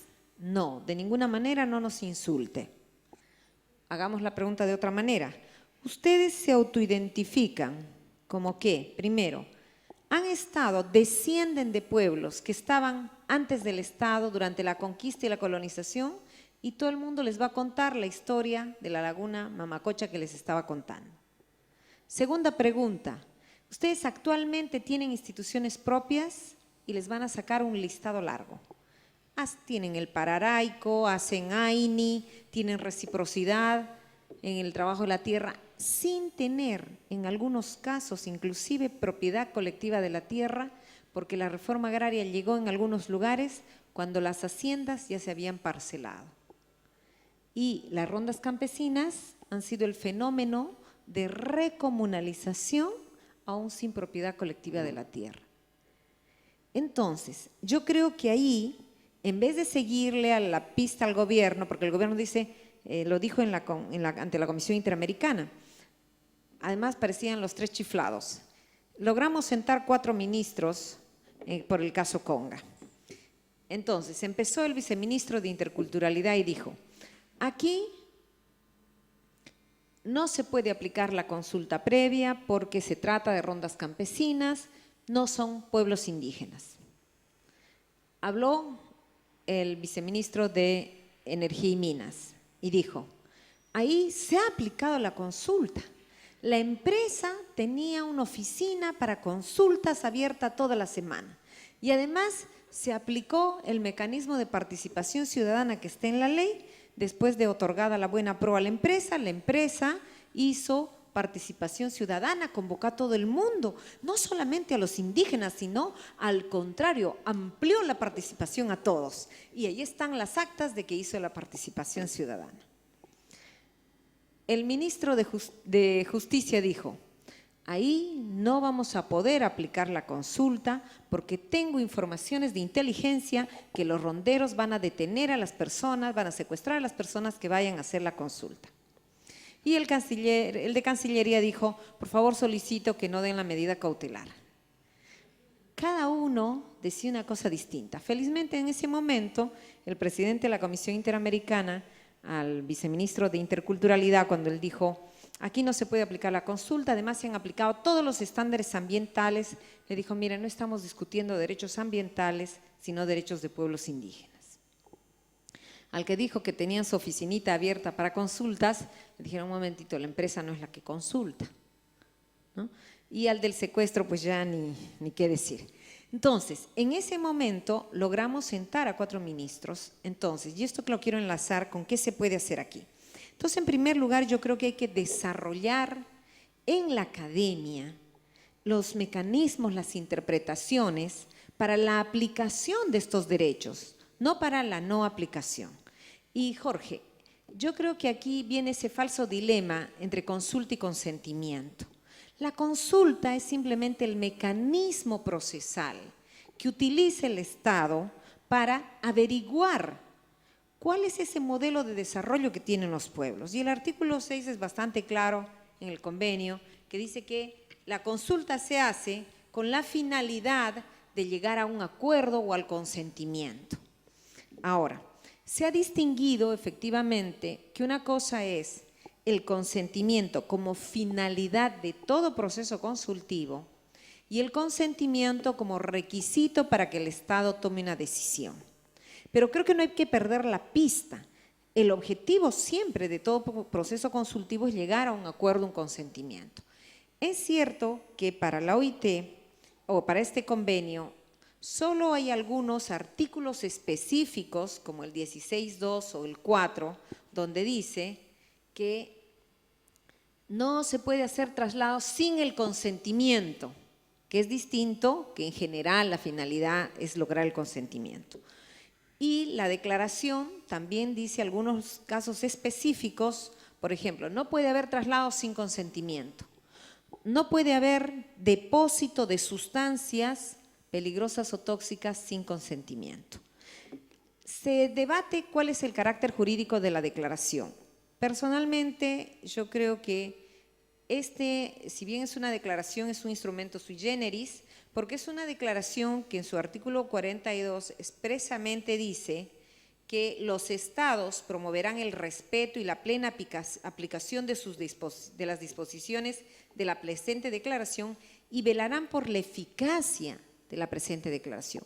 Y todos los estados han levantado la mano y han dicho, yo voto por la aprobación de eso. O sea, se han comprometido a velar por la eficacia, lo cual pone este instrumento en un estatuto distinto de las clásicas declaraciones. Pero aunque podamos seguir discutiendo eso, ya la propia Corte Interamericana ha dicho en el caso Saramaca, oiga, antes de poner en riesgo la existencia de un pueblo, sus condiciones de subsistencia por una concesión minera, forestal, etcétera, usted requiere el consentimiento. Porque aquí juega este papel de la doctrina pluralista que hay que establecer, volverla sentido común. Esto es como el médico. Uno va al médico y para que uno lo opere necesita 2 cosas. Primero, si usted se quiere operar, necesito yo que pase por riesgo quirúrgico y que me digan que va a soportar la anestesia, que no se me va a quedar en la sala de operaciones. Pero además, ¿qué requiero? Su hojita firmada con su consentimiento. Entonces, los estados tienen igualmente esa doble obligación con los pueblos: resguardar su integridad y obtener su consentimiento. Porque aquí no está en juego el derecho procesal a la consulta, está en juego el derecho sustantivo a la existencia como pueblos. Y yo creo que no hay que perder de vista eso. Y eso nos ayuda a integrar los derechos. Y es el esfuerzo doctrinario que hay que hacer. Entonces, en vez de polarizar consulta de consentimiento, es decir, la consulta es simplemente el mecanismo por el cual el Estado, el médico, se entera qué pasa con este paciente y qué decisión va a tomar. Y el consentimiento es algo que el Estado debe obtener necesariamente cuando lo que le está proponiendo es como una operación que va a poner en riesgo su integridad. Entonces el Estado requiere, uno, que ese proyecto no va a extinguir ese pueblo, y segundo, el consentimiento. Porque algunos decían, bueno, entonces si le va a trasladar, etcétera, ya requiere el consentimiento y con el consentimiento basta, no importa que ese pueblo se extinga. No, porque es un deber distinto del Estado. Una cosa es la obligación de consultar y otra cosa es el artículo 2, que es el deber de proteger la integridad. Son derechos distintos. El Estado está obligado a respetar y proteger la integridad, a respetar y proteger los planes, las prioridades de desarrollo de ese pueblo. Entonces, la consulta no elimina, no borra los otros derechos, sino que es el mecanismo procesal para que se puedan ejercer esos derechos a la integridad, a la vida, a la definición de las prioridades de desarrollo, a la libre determinación, etc. Entonces, yo creo que hay que construir el discurso de esa manera para no verlos como dos cosas opuestas, o que primero hay que hacer la consulta sin que los pueblos puedan vetar el proyecto y después en unos años más desarrollar el consentimiento. No, el consentimiento es algo que el Estado requiere para proteger cuando están en riesgo derechos fundamentales, ¿no? Entonces yo creo que esto es bien importante que desde ahora lo hagamos y ya la Corte lo ha establecido. Y aquí es importante tener en cuenta también, y con esto voy terminando, que las fuentes de la obligación del Estado a consultar no es solo el convenio 169, que para muchos de nuestros países está vigente desde el 93, 94, 95. Felizmente, la Corte Interamericana ha fundamentado la obligación del Estado de consultar en el artículo 21 de la Convención Americana y además en el derecho, aunque no lo dice expresamente es el artículo, pero cuando dice: en el caso de pueblos indígenas, el Estado no puede dar una concesión que restrinja el uso y el goce del territorio cuando ese territorio es la fuente de subsistencia de un pueblo. ¿Con qué lo está vinculando entonces? Con el derecho a la vida o a la existencia. Por lo tanto, por ejemplo, en el caso peruano, el Estado peruano está vinculado a la Corte Interamericana desde 1982. Entonces, tiene una obligación que antecede inclusive a la propia vigencia del convenio. Y yo creo que es importante desarrollar esto también, que hay distintas fuentes para la consulta y el consentimiento. No es solo el convenio, ¿no?, sino también están todos estos derechos fundamentales y la consulta simplemente permite vehicular un mecanismo para que el Estado pueda proteger derechos fundamentales de los pueblos. Y yo creo que esto es bien importante tener en cuenta. Por eso digo, desarrollar esta doctrina pluralista y seguir utilizando mecanismos como el fortalecimiento de los pueblos, las alianzas. Siempre va a haber conflictos entre ambientalistas, indígenas, mujeres, etcétera. Efectivamente hay que hacer ahí un esfuerzo de alianzas, hay que seguir con el litigio estratégico porque los estados se van a seguir resistiendo. Gracias. Bueno, yo no soy abogada, como ustedes se habrán dado cuenta, pero trabajo en, digamos, intervengo en los territorios, acompaño movimientos sociales, organizaciones, con también diferentes abogados, entre ellos el propio Roberto y también abogados ambientalistas. La primera cuestión es que me parece muy interesante lo que dice Raquel acerca de cómo preguntar, ¿no? La pregunta esta, si uno se autoidentifica como indígena o no, dio, qué sé yo, unos resultados disparatados, por ejemplo, en Bolivia. Recuerdo cuando se hizo un censo. Imagínense para el caso de la consulta, cuando uno tiene en cuenta que efectivamente en los diferentes países con matriz indígena de América Latina, la historia misma del término, del concepto indígena, es una historia, digamos, con numerosos avatares y tiene que ver con las dinámicas políticas, ¿no? Y los conflictos de poder. Recuerdo para el caso del Perú que efectivamente Velasco Alvarado, cuando lleva a cabo la reforma agraria, decreta de un día para otro que las poblaciones dejan de ser indígenas y pasan a ser campesinas, con lo cual la desvalorización de lo indígena en el marco de una matriz obrero-campesina fue muy claro, y no ha pasado en Perú, como sí pasó en otros países, que ha habido un pasaje hacia una matriz más plebeyo indianista, ¿no? Eso todavía no ha sucedido, entonces efectivamente ahí es mucho más complicado. En Bolivia, cuando se discutió a raíz del proceso constituyente cómo se denominaba, qué concepto se tomaba, si indígena o campesino, se llegó a una fórmula de compromiso, se habló de lo indígena campesino originario. Igual hay un lío terrible, el TICNIC lo mostró las divisiones y los enfrentamientos, entre comillas, entre sectores campesinos, el movimiento cocalero y los sectores indígenas. Así que ahí hay una larga batalla que tiene que ver con la manera en cómo se nombran a los sectores subalternos, ¿no? Y quién los nombra así también. Segunda cuestión, sobre la Corte Interamericana me quedó resonando porque, digamos, ahí vuelvo a insistir, no soy abogada, pero me da la impresión que, bueno, que a este periodo de expansión de la frontera del derecho ahora asistimos a una retracción de las fronteras en los distintos escenarios nacionales. En Argentina lo vemos con las propuestas de reforma del Código Civil, que limita el derecho a la tierra por parte de los pueblos indígenas, y también en la reforma de la justicia que limita las cautelares y que entre ellas limitaría el litigio, por ejemplo, ambiental, que involucra todo lo que tiene que ver con tierra y territorio en Argentina. Entonces, yo veo que efectivamente, sin tener en ese sentido la posibilidad de mirar al futuro, de hacer futurología, que los gobiernos progresistas no son nada tontos, se han dado cuenta que ese es un arma de empoderamiento real por parte de los pueblos, y lo que están haciendo son reformas, procesos de reformas para poder poner límites a esos procesos de empoderamiento en el marco de la ofensiva extractivista. En Bolivia, insisto, también, digamos, la manera en cómo se instrumenta la consulta, el modo como se respeta sobre todo el procedimiento, ¿no?, de consulta. Por ejemplo, no hay informe de impacto ambiental, ¿no?, que se transmita a las poblaciones que se consultan. Entonces, ¿qué estamos consultando? Bueno, y eso se dio por ley, se sancionó una ley que en ese sentido mostraba su claro divorcio con el convenio 169 de la OIT. Entonces estamos ante eso, escenarios nacionales en donde se aprietan las clavijas, ¿no?, porque efectivamente el proceso de empoderamiento ha sido real, y en términos de tendencias, entonces los escenarios son realmente muy pesimistas.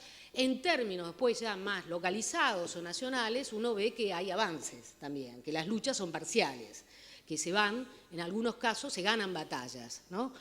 Y lo último, con respecto a Silvina, que preguntaba sobre la posibilidad de establecer alianzas o no entre sectores ambientalistas e indígenas. Yo soy de la idea de que sí, que efectivamente la tendencia, como sociólogo hablamos de tendencias, es esa, hacia efectivamente un giro ecoterritorial de las luchas en donde se respeta la matriz indígena o campesina sin compartirla del todo, ¿no? Y viceversa. Y eso es importante porque, por eso yo hablaba de distintos tópicos que recorren las luchas, porque cuando uno habla con movimientos ambientalistas en Argentina, por ejemplo, en pequeñas y medianas localidades, o en Uruguay, uno le dice buen vivir, suma camaña, suma causa, y terminamos diciendo, ¿yo qué tengo que ver con eso, no? Entonces, el paradigma de la justicia ambiental entra o tiene mucho más arraigo en términos de elementos que aporta para una visión más global del conflicto, ¿no? O el de los bienes comunes, ¿se entiende? Entonces, en realidad hay que ver, ahí hay diferentes tópicos que van dando como encarnación o contenido a un mismo lenguaje, más allá de los conflictos que pueda haber por momentos en el marco de esas alianzas. Pero la tendencia es que se dan, y se dan en un marco de un entramado más espeso, de redes más espesas, en donde, insisto, profesionales como abogados, sociólogos, geólogos, de todo, digamos, están activando de manera también muy clara. No sé si por el adelantado de la hora una colocación más crítica sea el caso, pero si Roberto quiere, dejamos para la cena. No. Bueno, yo no soy ni un defensor de Belo Monte, pero hay cosas acá que han sido ditas que están erradas. Y hay un conjunto de otras cosas también sobre la posición brasileña que tampoco me parecen ciertas. Primera cosa, el gobierno brasileño sí ha negociado intensamente sobre la construcción de Belo Monte. Y ha negociado al punto de que el costo de la hidroeléctrica pasa de 2.000 millones de dólares para más de 10.000 millones de dólares. Y el resultado es básicamente el resultado de la negociación. En primer lugar, el gobierno brasileño ha cambiado la manera de hacer la represa para disminuir el impacto. Eso ha sido muy importante. O sea, lo que tú has mencionado, el lago no es el más grande del mundo. Era para ser en el proyecto de 1989, un lago de 18.000 kilómetros cuadrados, y hoy es un lago de 5.000 kilómetros cuadrados, menor que de Itaipu, menor que de Tucuruí. Entonces, tu dato también no está correcto, César. Segunda cosa. La tercera cosa, ha habido una audiencia pública, y la audiencia pública ha sido bien convocada, muy activa, con participación de sectores de la sociedad civil brasileña. No, ha sido en Altamira. Ha habido audiencia pública en Altamira muy importante, con la presencia del Ministerio Público del Pará. Eso es fundamental en esta discusión. Después demandó eso porque no considera que eso fue una consulta. Eso puede no haber sido una consulta en el marco de la 169. ¿Por qué? Porque ha sido una consulta de la población del local.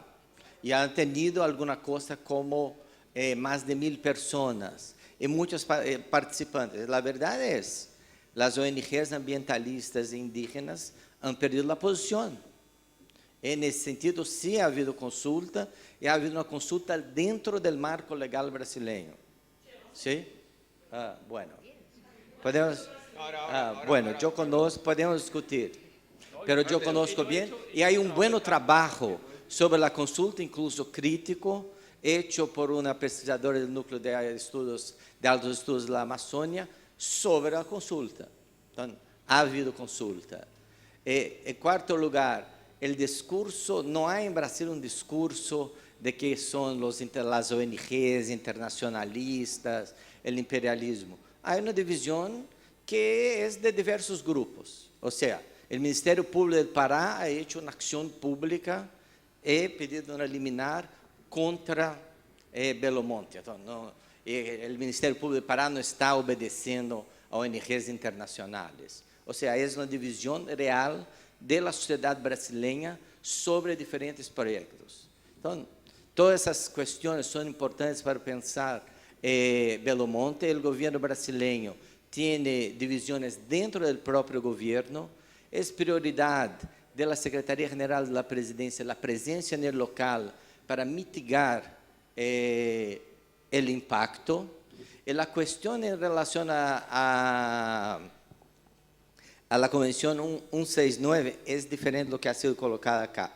O sea, Belo Monte no tiene un impacto directo sobre la población indígena, tiene un impacto indirecto sobre el Parque Nacional del Xingu. Es una cosa muy diferente de lo que ha sido hablado acá, que está en torno de 100 kilómetros abajo del local de la construcción, y el impacto indirecto es la velocidad. El río Xingu hace una curva en el Parque Nacional, y la cuestión sobre el impacto del indígena es la velocidad de la agua en este caso, o sea, un impacto indirecto que nosotros estamos hablando. Entonces, todas estas cuestiones juntas, me parece que eso es bastante diferente de lo que está siendo colocado acá. Solo algunas pequeñas colocaciones también en relación a lo que Maristela ha colocado. Bueno, Brasil no es un estado extractivista. Por cualquier cuenta económica que uno puede hacer, Brasil es una economía de 2 trillones de dólares, 60% es servicio, 2% industria y 8% investimento estatal.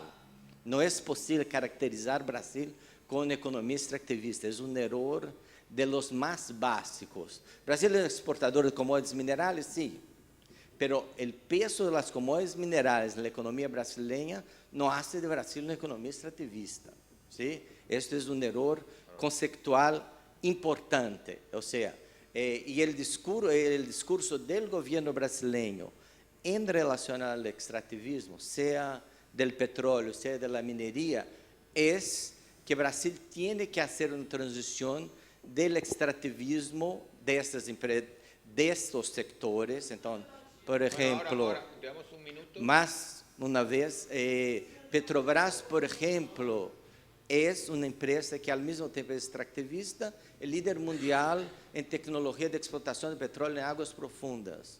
Vale del Río Doce es una empresa extractivista y también líder mundial en un conjunto de tecnologías de extracción. Eso es diferente de hablar de extractivismo en Arabia Saudita, por ejemplo.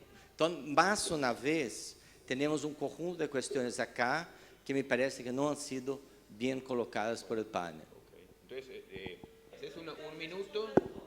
¿Ah? Un minuto y... Sí. Sí, para grabar. Vente acá adelante que te escuchamos. Todo es tan interesante como el Fuchigo. Mira, me presento. Yo soy de Río de Janeiro, me llamo Renata. Desde que tengo 13 años apoyo el Partido de los Trabajadores, así yo tengo la cartera. Entonces, para mí una cosa que tenemos que pensar así, es difícil mirar el gobierno que yo sostení peleando contra toda mi familia, hacer un montón de cosas que hay hoy.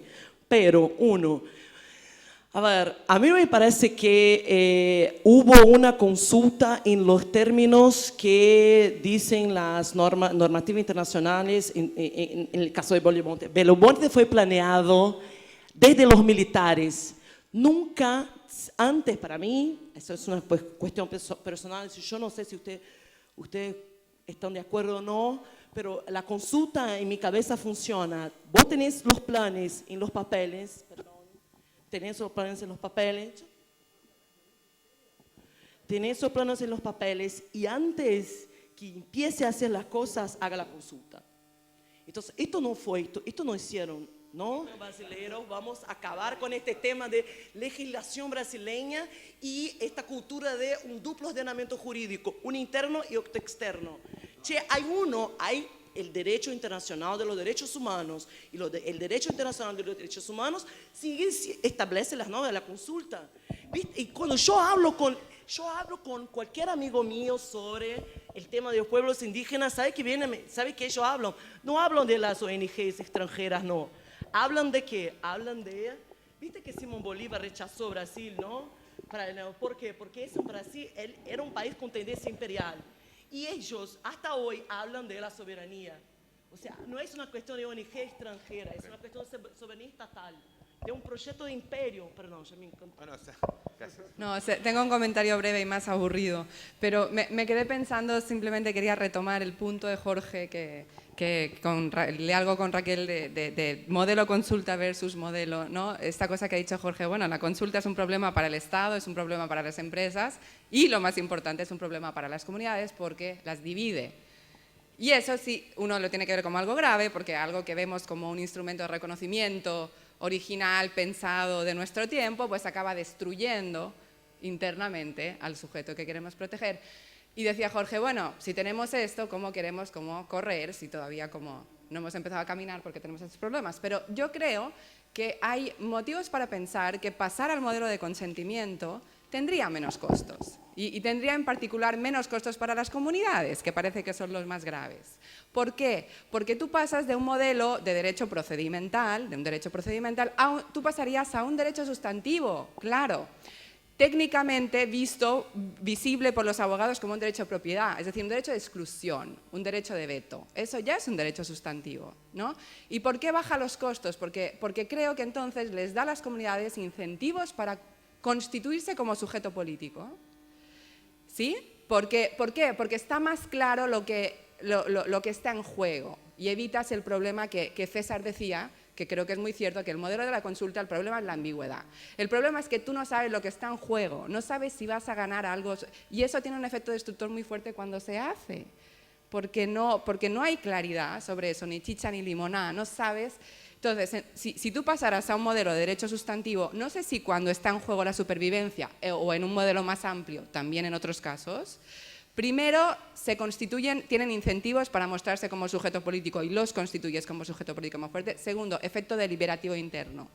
Tienen incentivos para realmente debatirlo muy bien y llegar a una decisión. Y tercero, aumentas su capacidad de negociación muchísimo frente a las empresas y frente al Estado, porque lo que ha dicho Leonardo de que en Brasil al final la cosa se quedó en 5 en lugar de 25, eso ya no sería una concesión estatal, ¿no? Que más o menos tal como en el modelo de la consulta, pues como que el Estado intenta acomodar, pero si tú tienes un derecho de veto, pues eso ya es algo que el Estado también se tiene que tomar en serio y negociarlo como algo que es debido, no como algo que de pronto para acomodar el punto lo va a hacer.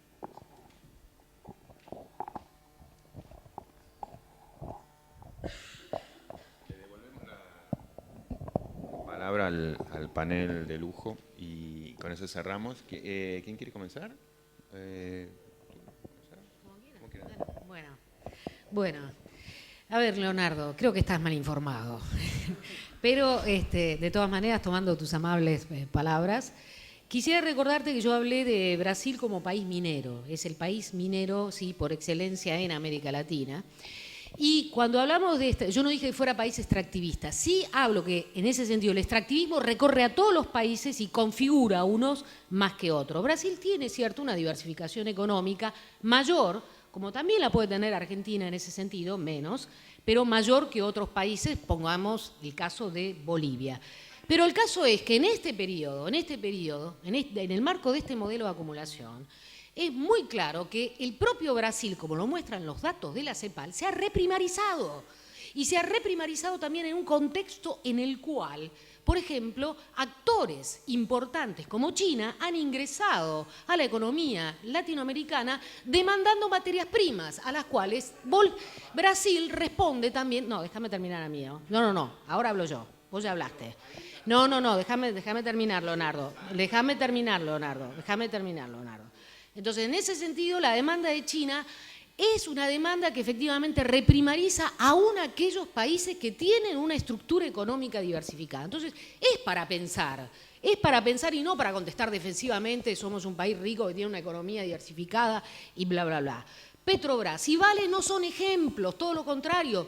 Petrobras tuvo conflictos, por ejemplo, en Bolivia muy fuertes, y Vale es considerada la empresa minera de peor desempeño ambiental en todo el mundo. Ha recibido premios por el peor desempeño ambiental. ¿De qué estamos hablando entonces? Si lo que hacen efectivamente, como en el rol de transnacionales, en distintos países de América Latina y otras latitudes también, es efectivamente el de implementar un modelo de desposesión. Así que seamos cuidadosos. El caso de Vale uno lo puede ilustrar además con lo de Potasio Río Colorado, que finalmente ahora ha sido suspendido, que era el paradigma del extractivismo. ¿Saben por qué? Porque se extraía el fertilizante en Mendoza, se dejaban toneladas de sal a la orilla del río, con lo cual efectivamente eso podía contaminar fácilmente las aguas de varios ríos. Eso necesitaba el gas no convencional que se iba a extraer en Neuquén con la fractura hidráulica para poder extraerlo, y era en realidad para llevar a esos fertilizantes a los cultivos de biocombustibles en Brasil. Mayor perversidad, digamos, que esa no podemos encontrar, y eso es netamente consolidación de una matriz extractivista. Entonces, digamos, la verdad que yo no sería tan y más aún, para el caso de Brasil, déjame terminar con esto, Leonardo. Leonardo, yo no te interrumpí, Leonardo.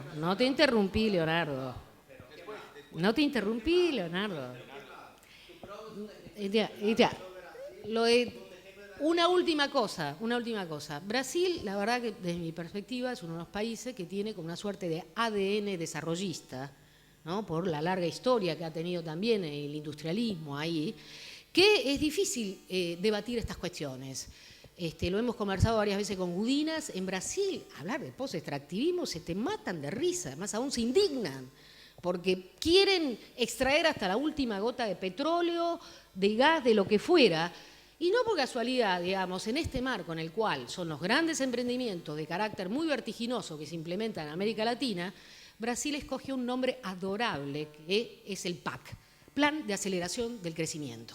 Y en ese marco, en el marco del PAC, es que efectivamente se han proyectado una gran cantidad de centrales hidroeléctricas al servicio del modelo extractivo. Entonces, ese también es un elemento fundamental del modelo extractivista, la vertiginosidad, ¿no?, la rapidez y la envergadura de los emprendimientos.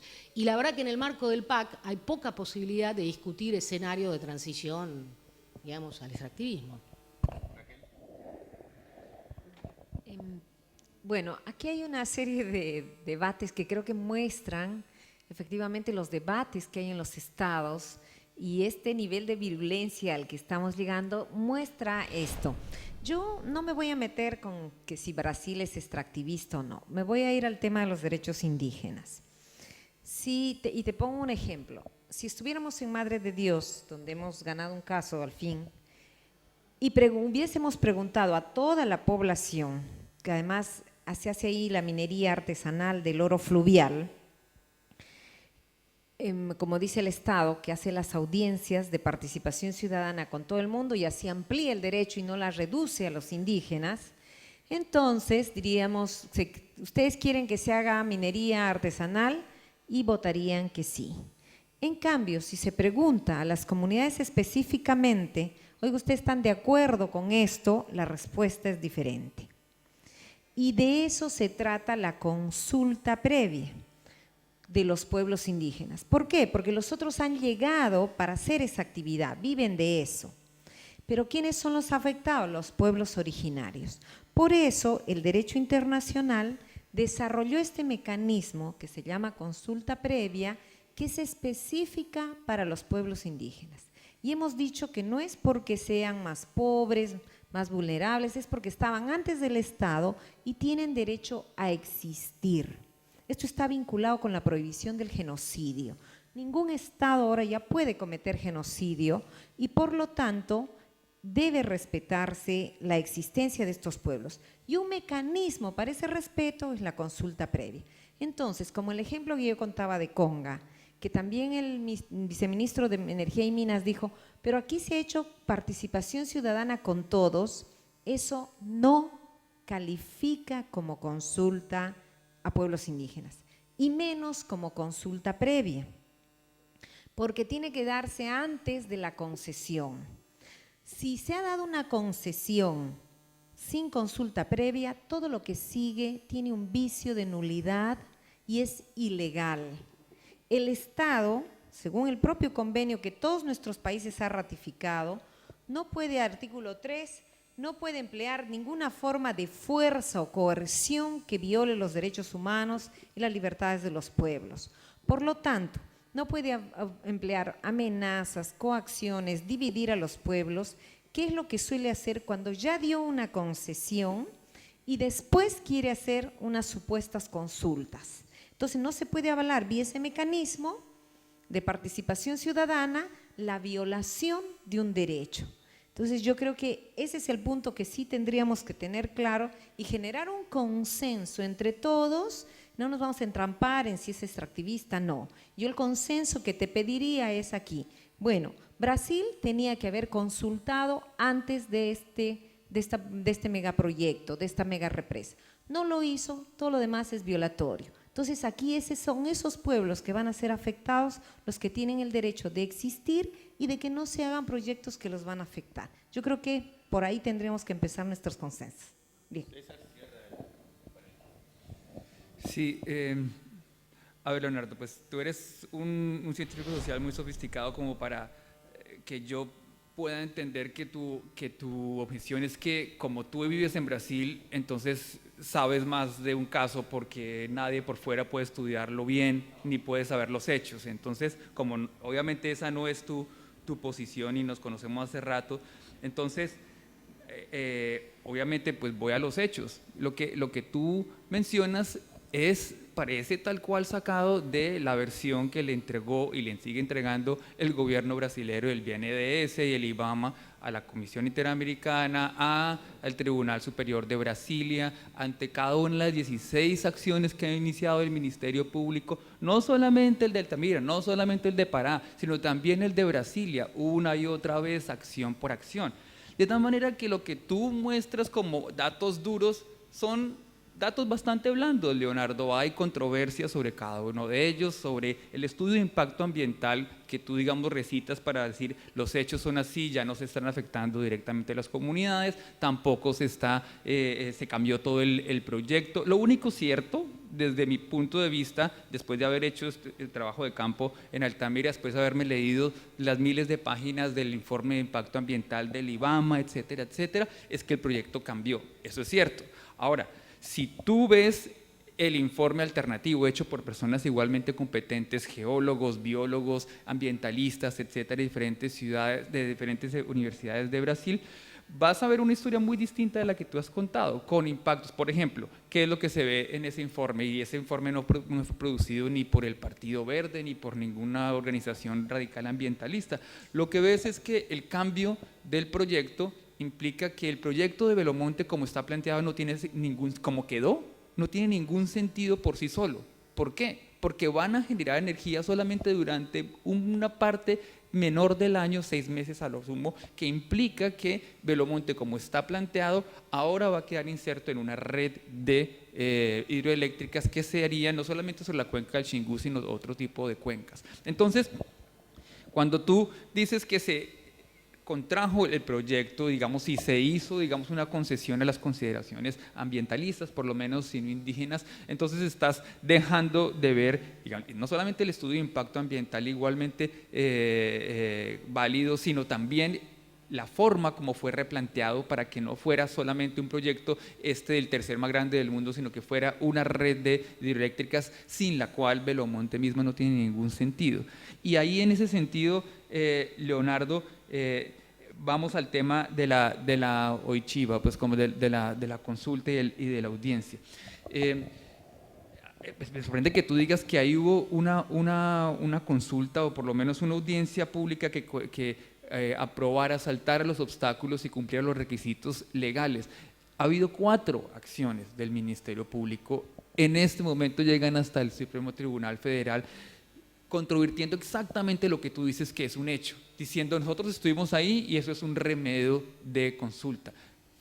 Nos paramos ahí, hubo una cantidad de gente en un local masivo, digamos, de Altamira, también hubo una en Belén, pero allí fue un asunto, les presentamos el proyecto, preguntas y listo. Digamos, eso es exactamente lo que nosotros estamos diciendo varios en diferentes proyectos, que es lo que hacen muchos gobiernos y que cuenta como consulta. Ahora, si eso, estoy seguro, tú eres uno de los teóricos importantes de la democracia deliberativa en América Latina, no hay ninguna deliberación. Eso que cuando te paras y dices, ¿les gusta o no les gusta esto que ya está decidido, que además ya pagamos? Y con un último componente importante, Leonardo, que tú mencionaste hacia el final. No, yo estoy de acuerdo contigo en lo que mencionabas. Yo no estoy diciendo que la línea de defensa del gobierno brasileño sea decir que esto todo es una invasión extranjera, digamos, eso no lo comparto yo. Cuando lo mencioné lo estaba diciendo en relación con Bolivia y el argumento de Álvaro García Linera sobre la Amazonia boliviana.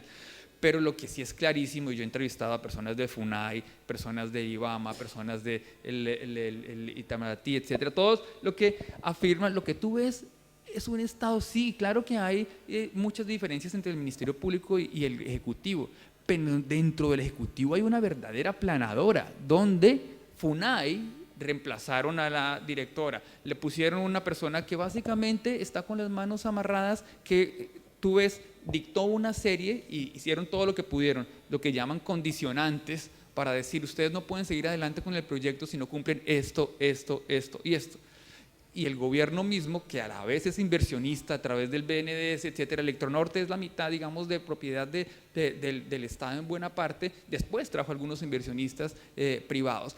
Con base en esa estructura, digamos, tan fuerte interna, lo que hace el IBAMA, lo que puede decirle la FUNAI, el IBAMA realmente da vía libre y da vía libre además sin que se cumplan los mínimos condicionantes que estableció la FUNAI. Entonces, esta idea, digamos, de excepto cuando pones en contraposición al Ministerio Público y al Ejecutivo, lo que hay, lo que uno descubre empíricamente viendo todos estos folios, es una directriz muy, muy buena que puede funcionar muy bien en términos de desarrollo económico convencional, pero que no podría ser defendida en términos de un Estado deliberativo interno y con disenso. Hay una planadora que viene desde la presidencia.